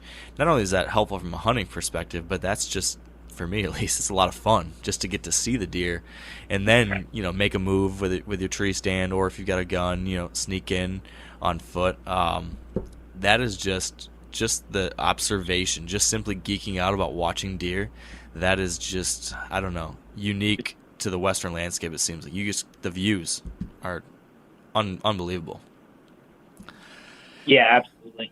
And it always makes it easier, like even if the hunting's not great where you're at, if you're able to go out and see deer to neighboring public ground that they might get an opportunity, or you might get an opportunity on, it just keeps you motivated throughout the day when you can just go up and get up high and start glassing to see deer, because you always have that, you're always waiting for that opportunity, and it just helps you get through those longer days. Oh, yeah. I 100% agree with that. Anymore, I like to just use my spotting scope and, take pictures of certain deer and kind of watch them over the years and just like photograph them and watch what they do. And one of the spots that I have, you can actually just sit on this high rise and you can see multiple different fields. So you look at this one field for a little bit, see what they're doing, then you look over here, see what they're doing. So like you're saying, it's really neat to watch. Yeah. Watch what they all do. Is that something that people do a whole lot around you guys? That being, actually paying attention to specific deer and seeing that same deer year after year? I've always I haven't heard that as much from the West, but back here, all the time, like we're seeing the same 8-pointer year after year, things like that. Does that happen a whole bunch in your kind of neck of the woods? Yeah, I think if they have access to some private ground, maybe. The one thing I do hear is like someone might see a deer during archery season and then try to come back during rifle and locate that deer, if it's like a general area or something like that. But I do think the folks that are watching year to year, it's just on public ground, it's tough that, they might get pushed off or someone else might get in there. But, there's a ton of folks who have a place that they've been hunting every single year, and so then they're able to kind of keep tabs on their deer. Yeah. What kind of opportunity have you guys seen from a public land perspective? Generally pretty good quality hunting in the areas you guys have gone as far as whitetails, or, I've thought it's been pretty darn good in the places I've gone. But, again, I'm comparing it to, Michigan, where the public land hunting is really, really tough. Have you guys seen pretty good success on public land at all, or heard about it as far as whitetails? Yeah, no, I think there's a ton of opportunity, and it kind of, it depends on what type of hunt you want. So I know, like the Milk River everyone knows about the Milk River, and it's great, and they've had some issues with blue tongue and whatnot the last couple of years, but it sounds like they're rebounding. But, I know for a fact up northwest Montana, there's some really big bucks, but it's difficult hunting. But a lot of that is public ground, and it's tough. It's thick country, and you're kind of still hunting and walking through. But in eastern Montana, we got a ton of great opportunity where you'll have, in this checkerboard, you'll have egg land or something coming off the river bottom, and you might have a couple sections of state. So these deer might predominantly be on private where they're left alone, but every once in a while, especially like during the rut, you can catch deer coming out onto public ground that you can go access. And so I think there's a ton of opportunity. Another great one we have is we have block management, which is private ground for public access for hunting. And so this will be something where it's more agriculture. Some of it might be, in the hills or what they're leasing out for grazing or whatnot. But that's always a great opportunity to access, and it seems like there's a ton of good whitetail opportunity on that as well. Yeah, especially when you can rattle and start pulling deer off private onto public, or from another ranch onto a block management area. Yeah. It's a good strategy. Now, a lot of you guys are familiar with the old hunting tradition of eating, some organ, the heart or a chunk of liver off the first animal you kill. I had that when I was a little kid, and it was a big deal. Organ meats were always prized by frontier people who knew the importance of getting a lot of different minerals and nutrients. And as often is the case, those guys were onto something, because organs are among the most nutrient-rich foods on the planet. And you can get the same benefits your ancestors craved via convenient daily capsules from Heart and Soil made exclusively from regeneratively raised, grass-fed, and finished cattle. Heart and Soil's unique freeze-drying process means all those important nutrients are trapped in, ensuring you experience every one of the benefits of nature's superfood in a clean, convenient, taste-free capsule. Find out more at heartandsoil.co and make sure to use code MeatEater for 10% off your purchase. That's heartandsoil.co. Use the code MeatEater. You ever get that feeling you're stuck inside staring at screens and a primal urge kicks in? You crave wide open spaces, fresh air, the chance to connect with the land? Well, maybe it's time to find your own piece of the wild, but searching for property can be a maze. That's where Land.com comes in. They got millions of listings across the country, from mountain ranches to hidden fishing holes. Their search tools are like a seasoned guide helping you narrow down what you want. Land.com isn't just about buying and selling. It's about finding a place to hunt, fish, explore, or simply sit by a campfire and listen to the crickets. So head over to Land.com today to turn one day into today, because trust me, there's nothing quite like the feeling of standing on your own piece of earth. Have you ever done that, Mark, where you're rattling? No, not in Cross at least properties? not in the West yet. I've definitely, rattled deer off neighboring properties in Midwestern places I've gone, for sure. But I feel like you guys are saying, it just seems like it would work so well out by you, just given the kind of structure of the deer herds I've encountered. So even as you're saying all this, I'm sitting here wondering, maybe I finally need to move my September bow hunt and try a rut hunt for once out there, just to see what that would be like. Because it just seems like calling in general, grunting, rattling, all that stuff. I'm just betting it's probably significantly more effective than here. Just because, we've got literally 750,000, 800,000 deer hunters here in Michigan that are all rattling and calling and running around the woods all in a little section.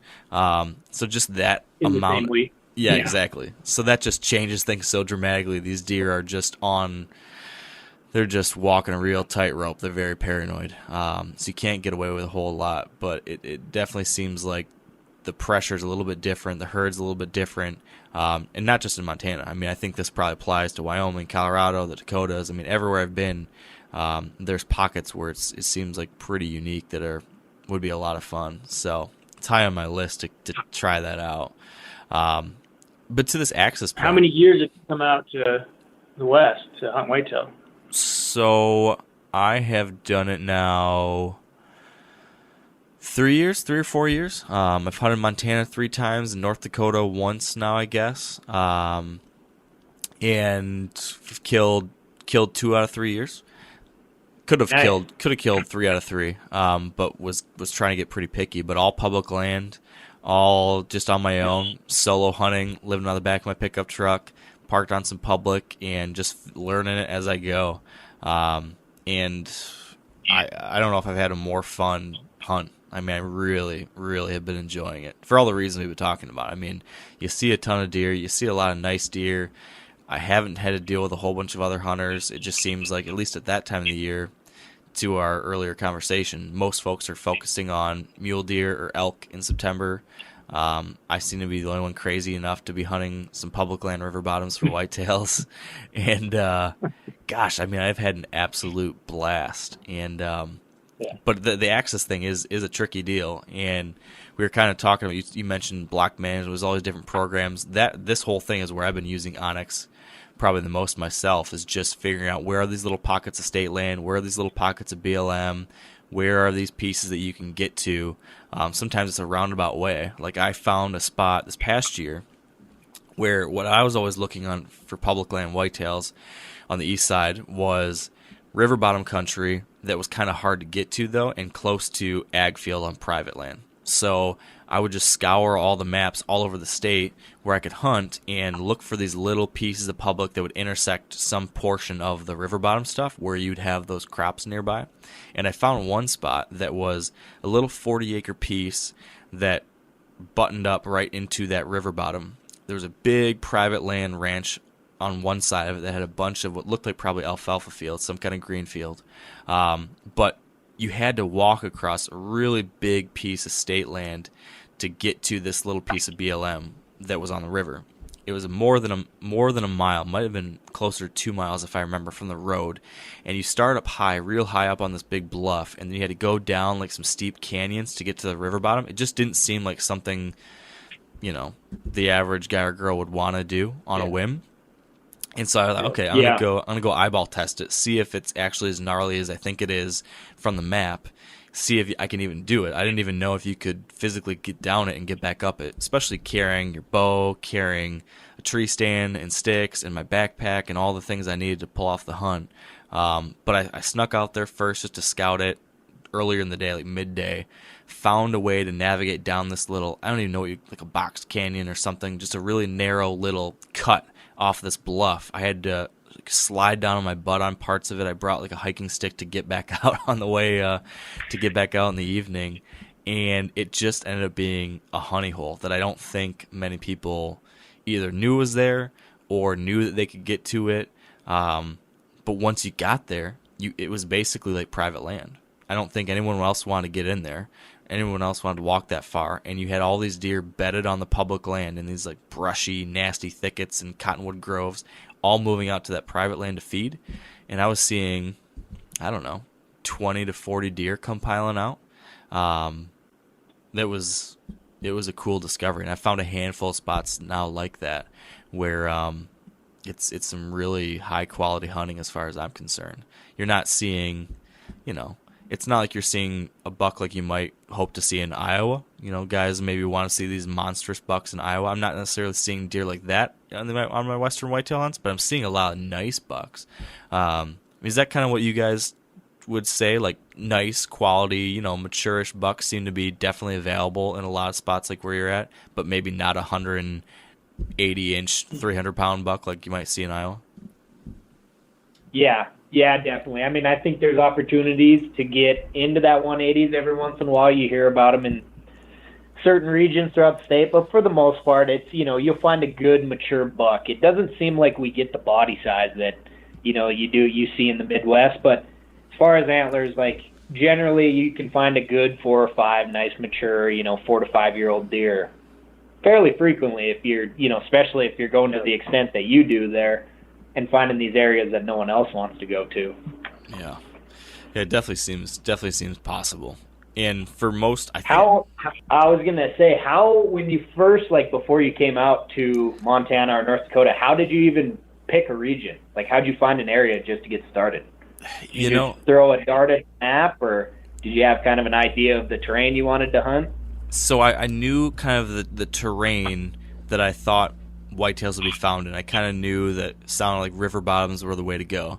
So I just started looking in a couple of regions where I was planning on spending some time already. I was out there for some vacations with the family, and started to say, okay, where's river bottoms that look like they might have whitetails, and then tried to look at the public land border maps and see where public land intersected with river bottom. And I looked at a number of different valleys and a number of different river bottoms and just tried to see which ones seemed to have a couple decent public land options.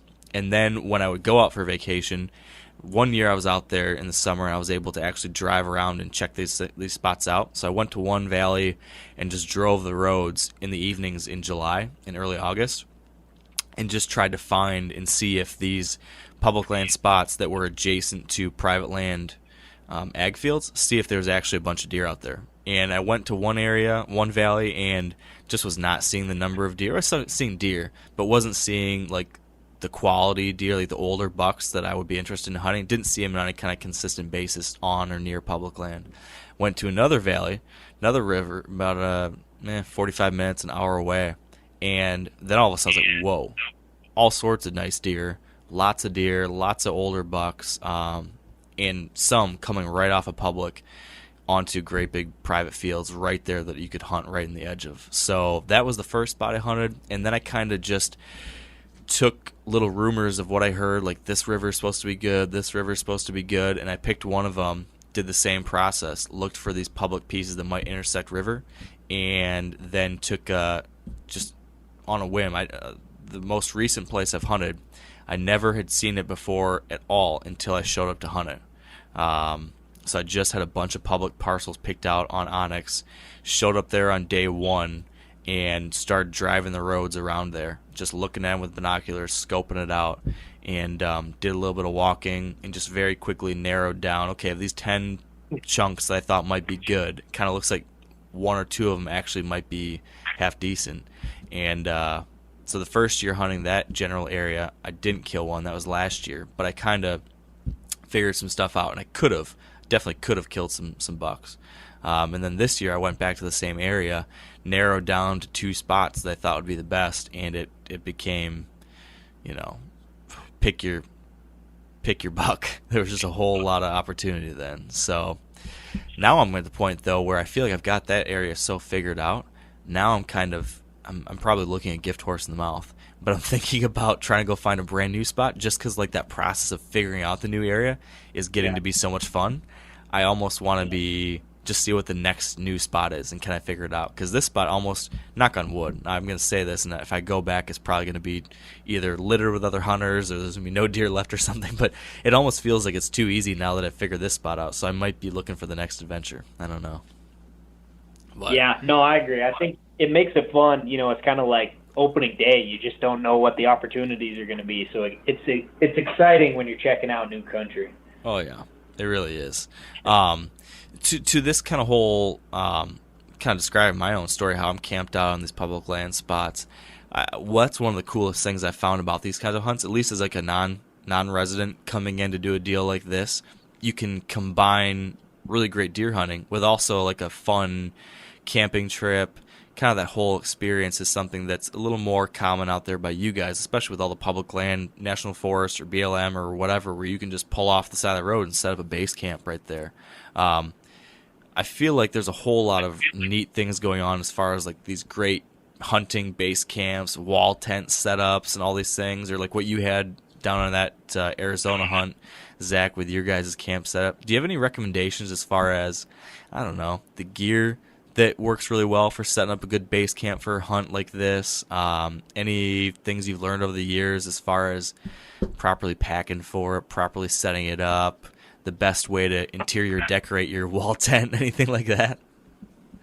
Yeah, no, absolutely. So, I mean, looking from like Eastern Montana, when I have to travel across the state, we generally will do either like tents if it's earlier in the year, but if it's in that November time, we bring a wall tent. And so what's great is you can travel, and we have a couple areas that we'll plan on staying, but a lot of times we're going to go just find a piece of public ground, and we're pulling off the road a little bit, and we'll put up just a 12 by 12 wall tent for 3 to 4 of us, and have a stove to make sure we're staying warm. And we might get, we're not just camping right where we're hunting. We might get in the car and travel 20 miles or whatever, but it gives us a good base camp. And so I think the biggest thing is, like, especially later in the year in November, it can be cold and it gets dark early. So doing stuff that keeps you sane during the night. So we'll have a portion of the tent that's closed off for cooking and stuff like that. And then generally we're getting back at, 5 to 6 after dark, and then making dinner and playing some games, have, lantern in the tent, have the fire going, and we're playing card games or whatever. And then you're going to bed pretty early. But that is the one thing, is making sure you're comfortable, especially on, these extended hunts. The last thing you want to do is make this investment to come out to do a 4 to 5 day hunt, and then you start getting tired and losing focus on day 2 because you're uncomfortable at night and you're cold, trying to sleep in just a sleeping bag and maybe a backpacking tent. And there's plenty of people that do it that way. And I think for us, like, we've just found, like, if you're comfortable when you're sleeping, you're able to hunt harder longer. But earlier in the year when it's nicer, things that we've kind of like doing is what you're talking about, is just a truck topper and being able just to have like your sleeping pad in there, and you can be mobile. It's really nice just being able to find a spot, check it out for a couple days. If you don't like it, load your stuff up quick and get moving to the next one, and then pull your cooler out and pull everything out and just sleep in the back, and that gives you a little storm coverage there. Yeah, I've definitely come to like that style. That's like what I've been doing, and that the flexibility of it is so nice. When we were doing a North Dakota hunt this past year, and I'd been hunting in Montana. I filled my tag. I met up with a friend of mine that was in North Dakota, not too far away, doing the same thing. And he had been struggling, wasn't finding the deer we thought we were going to be finding there. So I took one night and one morning and just scouted, trying to hit high spots, kind of doing what we were talking about earlier, getting up on high spots, looking out over long areas and trying to see, are there even the deer we want to hunt here at all? And after an evening and a morning of doing that kind of long distance glassing, I decided, you know what, I don't think it's happening right now. If we had another week to really dive in, maybe we could figure out where these deer are, and maybe they're back in the cover and they're not coming out to feed where we thought they would be. But I made the decision that I think we could probably better use our last 2 days by just going to a brand new area where it looks like there's a bunch more open ag fields that we could get close to and glass up some deer. And so it was really easy to say, all right, camp's just in the back of the truck. Just throw, your camp chair in there and go. It wasn't like some huge operation of tearing down a massive camp or hooking up a trailer. And, that stuff, while really nice, can sometimes make it harder for you to be nimble. And in some situations, that's nice to have. At least in the one I was in, that worked out perfect. But yeah, absolutely. It's always nice when you can be mobile. And it is just so convenient because it's like, you can only bring so much with a truck and a topper so you don't overpack. And you can pull out and make a quick camp and set your chairs up, and then you can tear it down just as fast. Yeah. Same time, though, there's... Yeah, you can make it however nice you want it, really. You could just do a topper, or you can do a full, camper in the back of the truck, that type of camper, I don't know. Yeah. Or you can pull a little trailer. I've got a jumping jack trailer that I use. It's just a canvas tent that pops out. Or you could go full on, you could go hard-sided, smaller trailer. It's just a little more difficult to turn around and things, but you just pull off the side of the road, set that thing up, be good to go. Or you could just, like you said, be even more mobile and quick by just camping in the back of your pickup under your topper. How do you like that jumping jack? I've seen those and been kind of intrigued by that. I like it a lot. Yeah, it's nice and it's easy to tow, nice and lightweight, easy to turn around, and a little bit higher off the ground, so I can still take it through creek crossings and stuff. If you get a little more off-road, that's what I like about it. I can pull my camper pretty much anywhere. I don't worry about dragging it through a creek crossing or something. Now, is that the one that has a little bit... We spent some time during bear season. I mean, that thing, it was cold and snowy, and that thing came up a mountain road that was pretty bumpy, and they just have them set up so they are durable and meant to go. Really, the only constraint you have is just backing up and getting around on roads. But otherwise, those things are pretty solid and easy to pull with you wherever you want to go hunting. Is that also the one that has a portion of the trailer is like open platform for you to put gear or a four-wheeler or something like that? Am I thinking of the same one? Yeah, that's the one. They all have that set up where it folds up and then you can put gear on top, or ATVs or your Razor or whatever you want. Yeah, that's slick. That's really slick. Like to throw motorcycles on or ATVs. Yeah, that's why I like it. So back to the wall tent though, because this is something. As much as I like my very nimble, mobile truck camper style, I do think I want to try one of these slightly more relaxing. I don't know, more relaxing, slightly more luxurious camping experience, especially if I came out in November when it'd be awfully cold. I know zero about wall tents, about the right gear to bring along for a hunt or for a setup like that. Is there any specific things you found? Like, should you be bringing? I see lots of cots. People usually bring cots instead of sleeping on the ground with pads. Do you recommend something like that? Any specific models? Any specific camping or cooking gear setups that worked well for you guys in the wall tent setup? I'm really used to minimalist camping. I'm curious to hear if there's anything from the wall tent side that's a little different. Yeah, absolutely. So with the wall tent, if it's November and we're going to be there for 4 or 5 days, we can pack more stuff than if we're planning on just doing if we have to sleep in the back of our pickup or whatever. But with ours, it's a pretty simple tent. I think we got it from Cabela's, it was under $1,000, and then we just got a wood stove that goes with it. And so what's nice is, the biggest thing is heat. When it's that cold and then get down to zero and be windy, being able to come back and dry your boots off and just be warm is great. But then the other thing is a cot. I seriously recommend a cot. I think ours are they're not ultralight or anything. They're just the Cabela's ones. But that's just nice because it gets you up off the ground, so you're not losing all that heat from the frozen ground.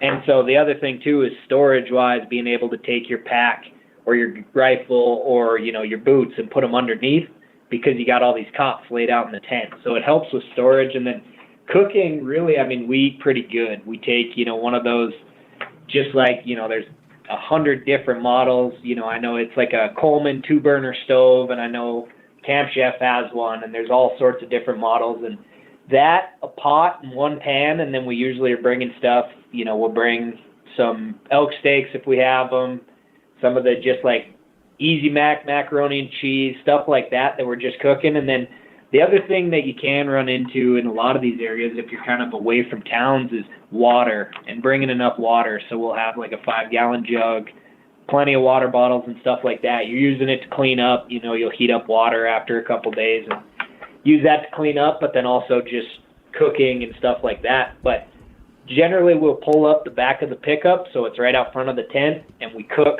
kind of on there, or we'll have it in the tent if we only have a couple people. But then everything just gets stored in the pickup that's not in the tent.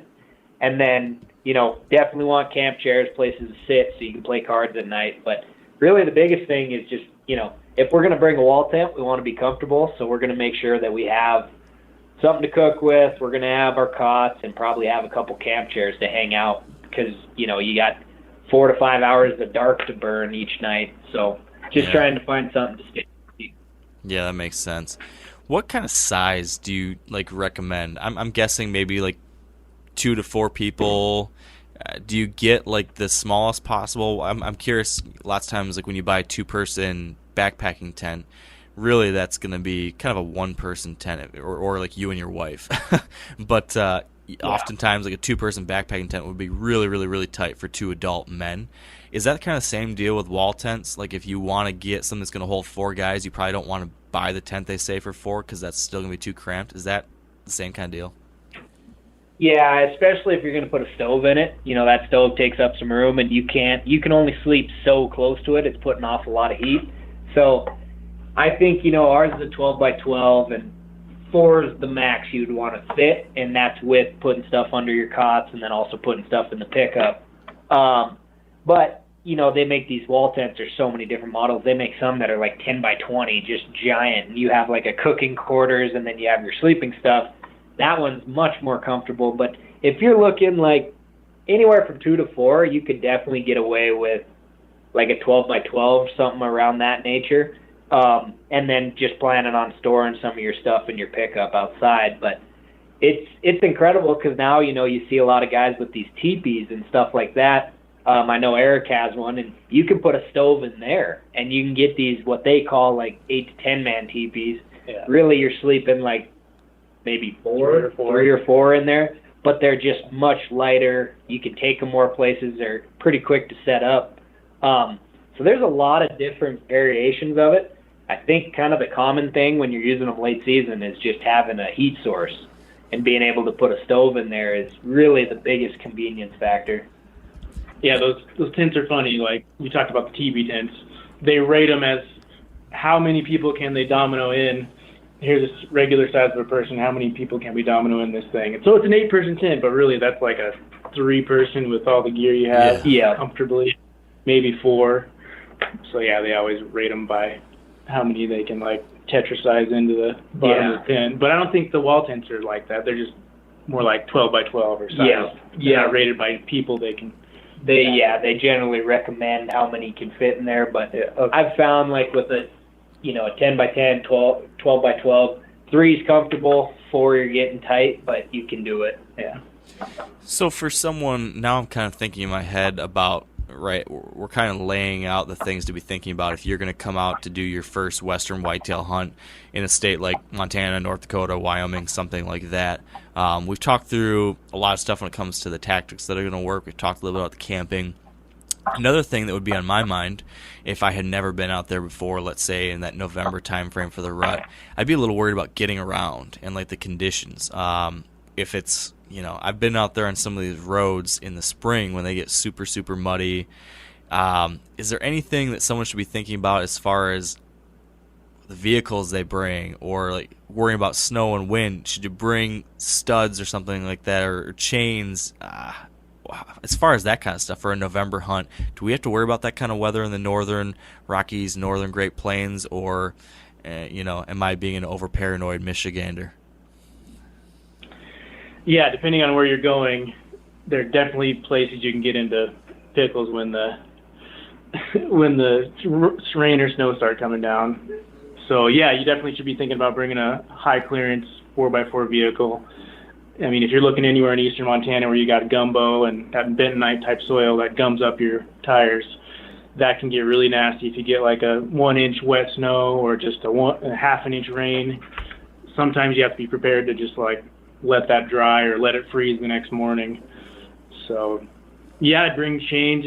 I mean, if you're looking at like Fort Peck area, eastern Montana type hunting, yeah, have a 4-wheel drive, have good tires. Yeah, bring chains just to be safe. Yeah, I think the good tires is a huge one. Regardless where you're at in the state, if you're on these mountain roads up here, there's rocks all over. The cliff sides are breaking or whatever. And then in eastern Montana, you still have rocks, even though it's a lot of gumbo. And the last thing you want to do is have to change a tire and then not have a spare. Probably should go back to town and get it patched or get another one. So having good 10-ply tires that are pretty durable. I've had to use chains a couple times this year, and then the other thing is a shovel. Snow, mud, whatever it is, you can get stuck in some areas and have to dig yourself out. So, I think the key things are definitely having a good 4x4. Make sure you have some good, decent clearance if you're going to be going through some creeks and stuff like that. Good tires, chains never hurt, and a shovel are pretty important there. Yeah. Or if you've scouted, there's county roads that are graveled well. If you can always develop your plan around sticking to those and then camping off of those gravel roads.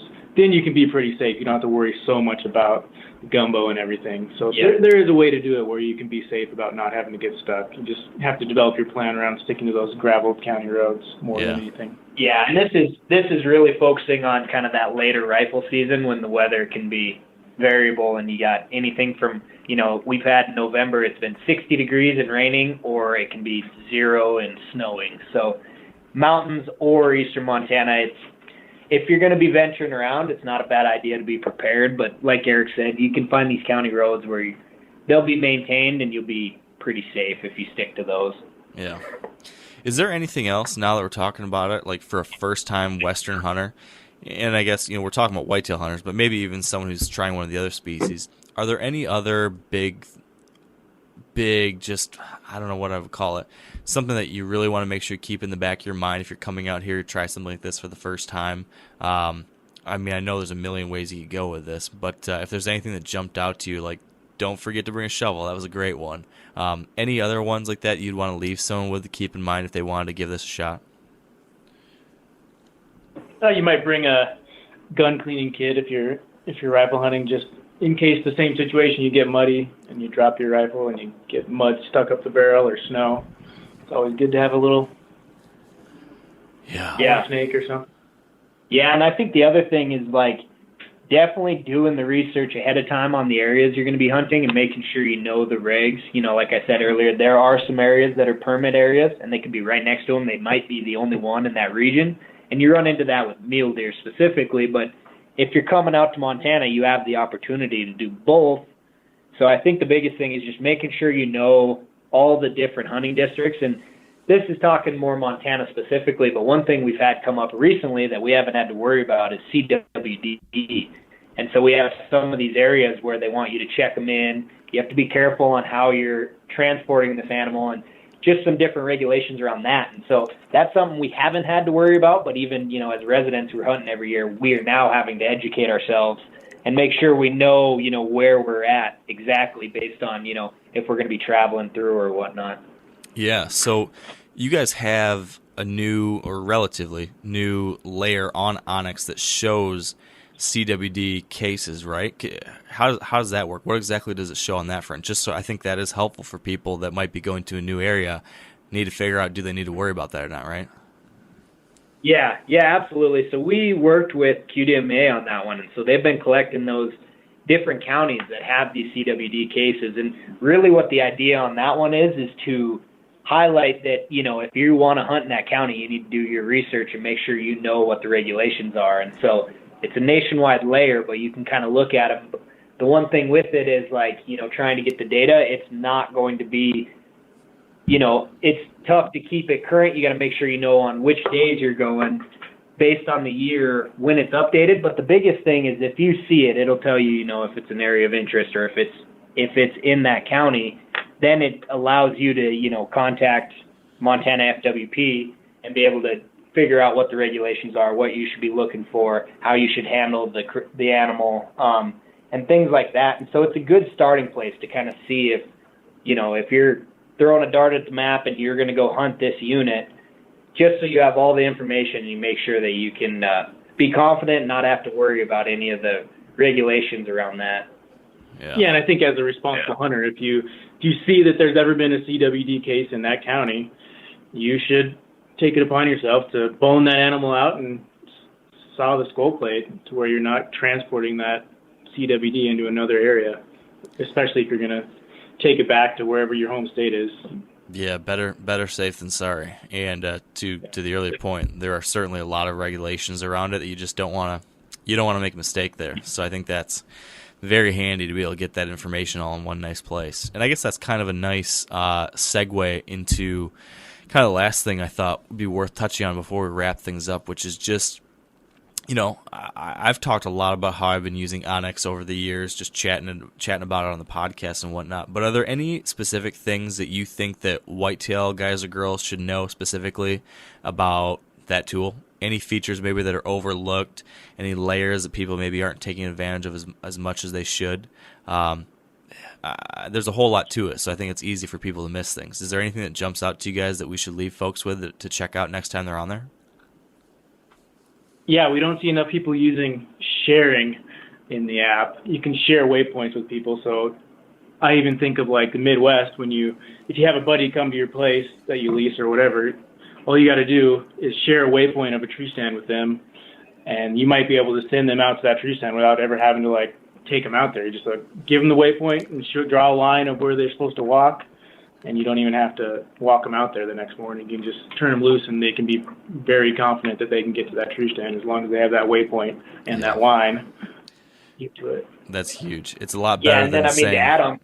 Sorry, go ahead. To add on that, the other thing you can do is sharing with loved ones. Just if you're going to travel out to Montana and being able to share it with, maybe a hunting buddy, so someone knows the general area that you are. Maybe it's just where your camp is. You're obviously not going to share your hunting locations with everyone, but being able to share them with your close hunting buddies and your loved ones, just for peace of mind, is another, great way to use it.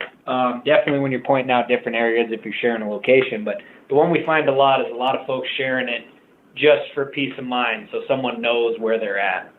Yeah, that's a good way to do. Just make sure you don't do what I've done the past 1 year. I had been telling my wife where I was every day, and then I switched up my plans and moved to a new area and didn't have cell phone service for a whole day, and more than 24 hours passed by from the last time she'd heard from me, and she kind of got worried, had the cops go check on my campsite. I wasn't there anymore. So don't make the mistake I made. Oh, man, that was a tough lesson to learn. But yeah, I mean, there's those things you mentioned are all things I've done. Very helpful. The sending a text, you can just text a waypoint to a friend, and that works a whole lot better than saying, okay, park at the big oak tree, follow the glowing tabs for 100 yards, then you got to cross the creek, go left 50 yards, wait for the owl to hoot, and then you're there. I mean, that doesn't work all that well. The shared waypoint improves things dramatically. So I'm appreciative of the tool you guys have put out there, and I appreciate you guys taking the time to talk about it and share some of your experiences out there chasing whitetails in the promised land. I'll be back this year. I'm looking forward to it. So anything you guys want to wrap up with? Any other final things that people should look out for as far as future features, or maybe talk through exactly where they can find Onyx online if people aren't familiar with it too? Yeah, absolutely. So, you can always, if you haven't tried the app, you can just install it. You get 7 days free. So you can try everything out for free, and then if you enjoy it, you can purchase one state or you can purchase all 50. And features coming out, I mean, I think one big thing I want to get to before that is we have nationwide public and private boundaries and land ownership names. And so the one thing that commonly happens is we're getting these from the individual counties, and so it can be outdated. And if that's the case, we do appreciate it when customers send those in and report those errors, because that just helps us be more accurate. But also on top of that, requested features, we definitely listen to them. It helps us make a better product. So we look at all the customers as boots on the ground for us, just helping, try to get a product that works for everyone, no matter where you're hunting. If you're hunting whitetails in the mountains of western Montana, or if you're hunting them over in Michigan by you. And so looking at it, some of the feedback we've got is being able to just, folks want to be able to share more. And so this is something on our radar. We're working on it, and definitely will be one of the features coming up is just being able to share more of your data. So multiple waypoints, maybe tracks, shapes, stuff like that. And so you can share those with like a hunting buddy if you're sharing a property that you're hunting on, or if you want to go share, like, we want to share to you, Mark, some of our whitetail hunting spots in Montana to be able to share like almost like a playlist. Yeah. The other thing is, wind and weather, we released that this fall, and we're going to continue to expand upon that and provide more information, some forecasting stuff and stuff like that that'll come out here in the future. And then, really we have a couple other things that we're keeping under wraps, but I think the biggest thing is if there are features that folks want to see, they can always, we see the ones that they put on our social media and ask about that. And we definitely take those into account, and we pass those up the chain and make sure our engineers hear them, and we start to kind of prioritize and see what folks want to have in the app. That's great. Yeah. Anything you'd add, Eric? Yeah, I like your story. Yeah, I like your story, Mark, on how you're using public land to get down to these river bottoms and taking a 1 or 2 mile hike. That's a cool adventure if you're coming from out east or Midwest, coming to Montana, coming to North Dakota. I think that's a really cool adventure to be able to come out and camp and do those hikes every day, set up a tree stand, learn what the whitetails are doing in the area. Maybe there's an opportunity to do a 5 mile. Maybe you can find some public land that's a 5 mile hike down to a river where you actually got to set up a base camp, and then maybe have a whole square mile of river bottom all to yourself. I guarantee in September in Montana, whitetail hunting with the bow, you likely have that all to yourself, unless there's, of course, private landowner who's hunting it or something. But yeah, I really like that strategy that you just described, and you could really make an adventure out of it. So, and yeah, so I just encourage people to think like that, have a plan, get on X, and have a couple different options, check them out like you're saying, and yeah, get out and have an adventure. There's definitely an opportunity in states like Montana and your neighboring states there to take your whitetail hunting to just a different place. Like I mentioned earlier, I love these new experiences, and you can take something that you love a lot, like a white-tailed deer, and then experience hunting that animal in just a completely different situation, whether it's backpacking in or hiking into a river bottom or just being in a wide open different landscape and seeing different places. It's a really cool thing that, anyone who's listened to Wired Hunt knows that I've encouraged this many times before, but I'll just say it again. Go out there and experience these different things. Push yourself to new areas, to new types of hunting. It's going to make you a better hunter. You're going to have a whole lot of fun doing it, and a little bit of adventure in your life is not going to hurt anything at all. So that's my little pep talk for the day.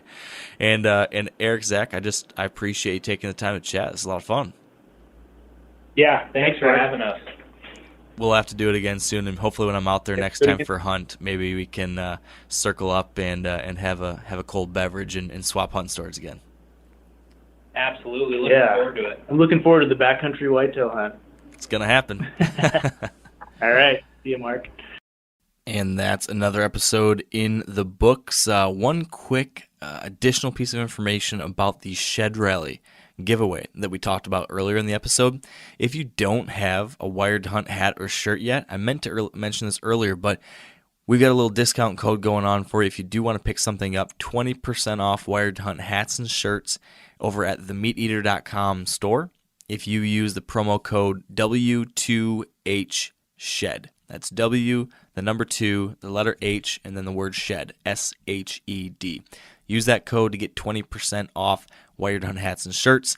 And then, as we talked about earlier, just wear that gear during Shed Rally, and you'll be entered to win in the giveaway. So thank you for listening. Thanks for being patient and understanding of the weird audio thing there in the first half. I know that didn't sound great. Hopefully for those that did stick around for it, you found our conversation interesting, and I promise we will be fixing that issue in the future. So thank you for listening. Thanks for everything. And until next time, stay wired to hunt.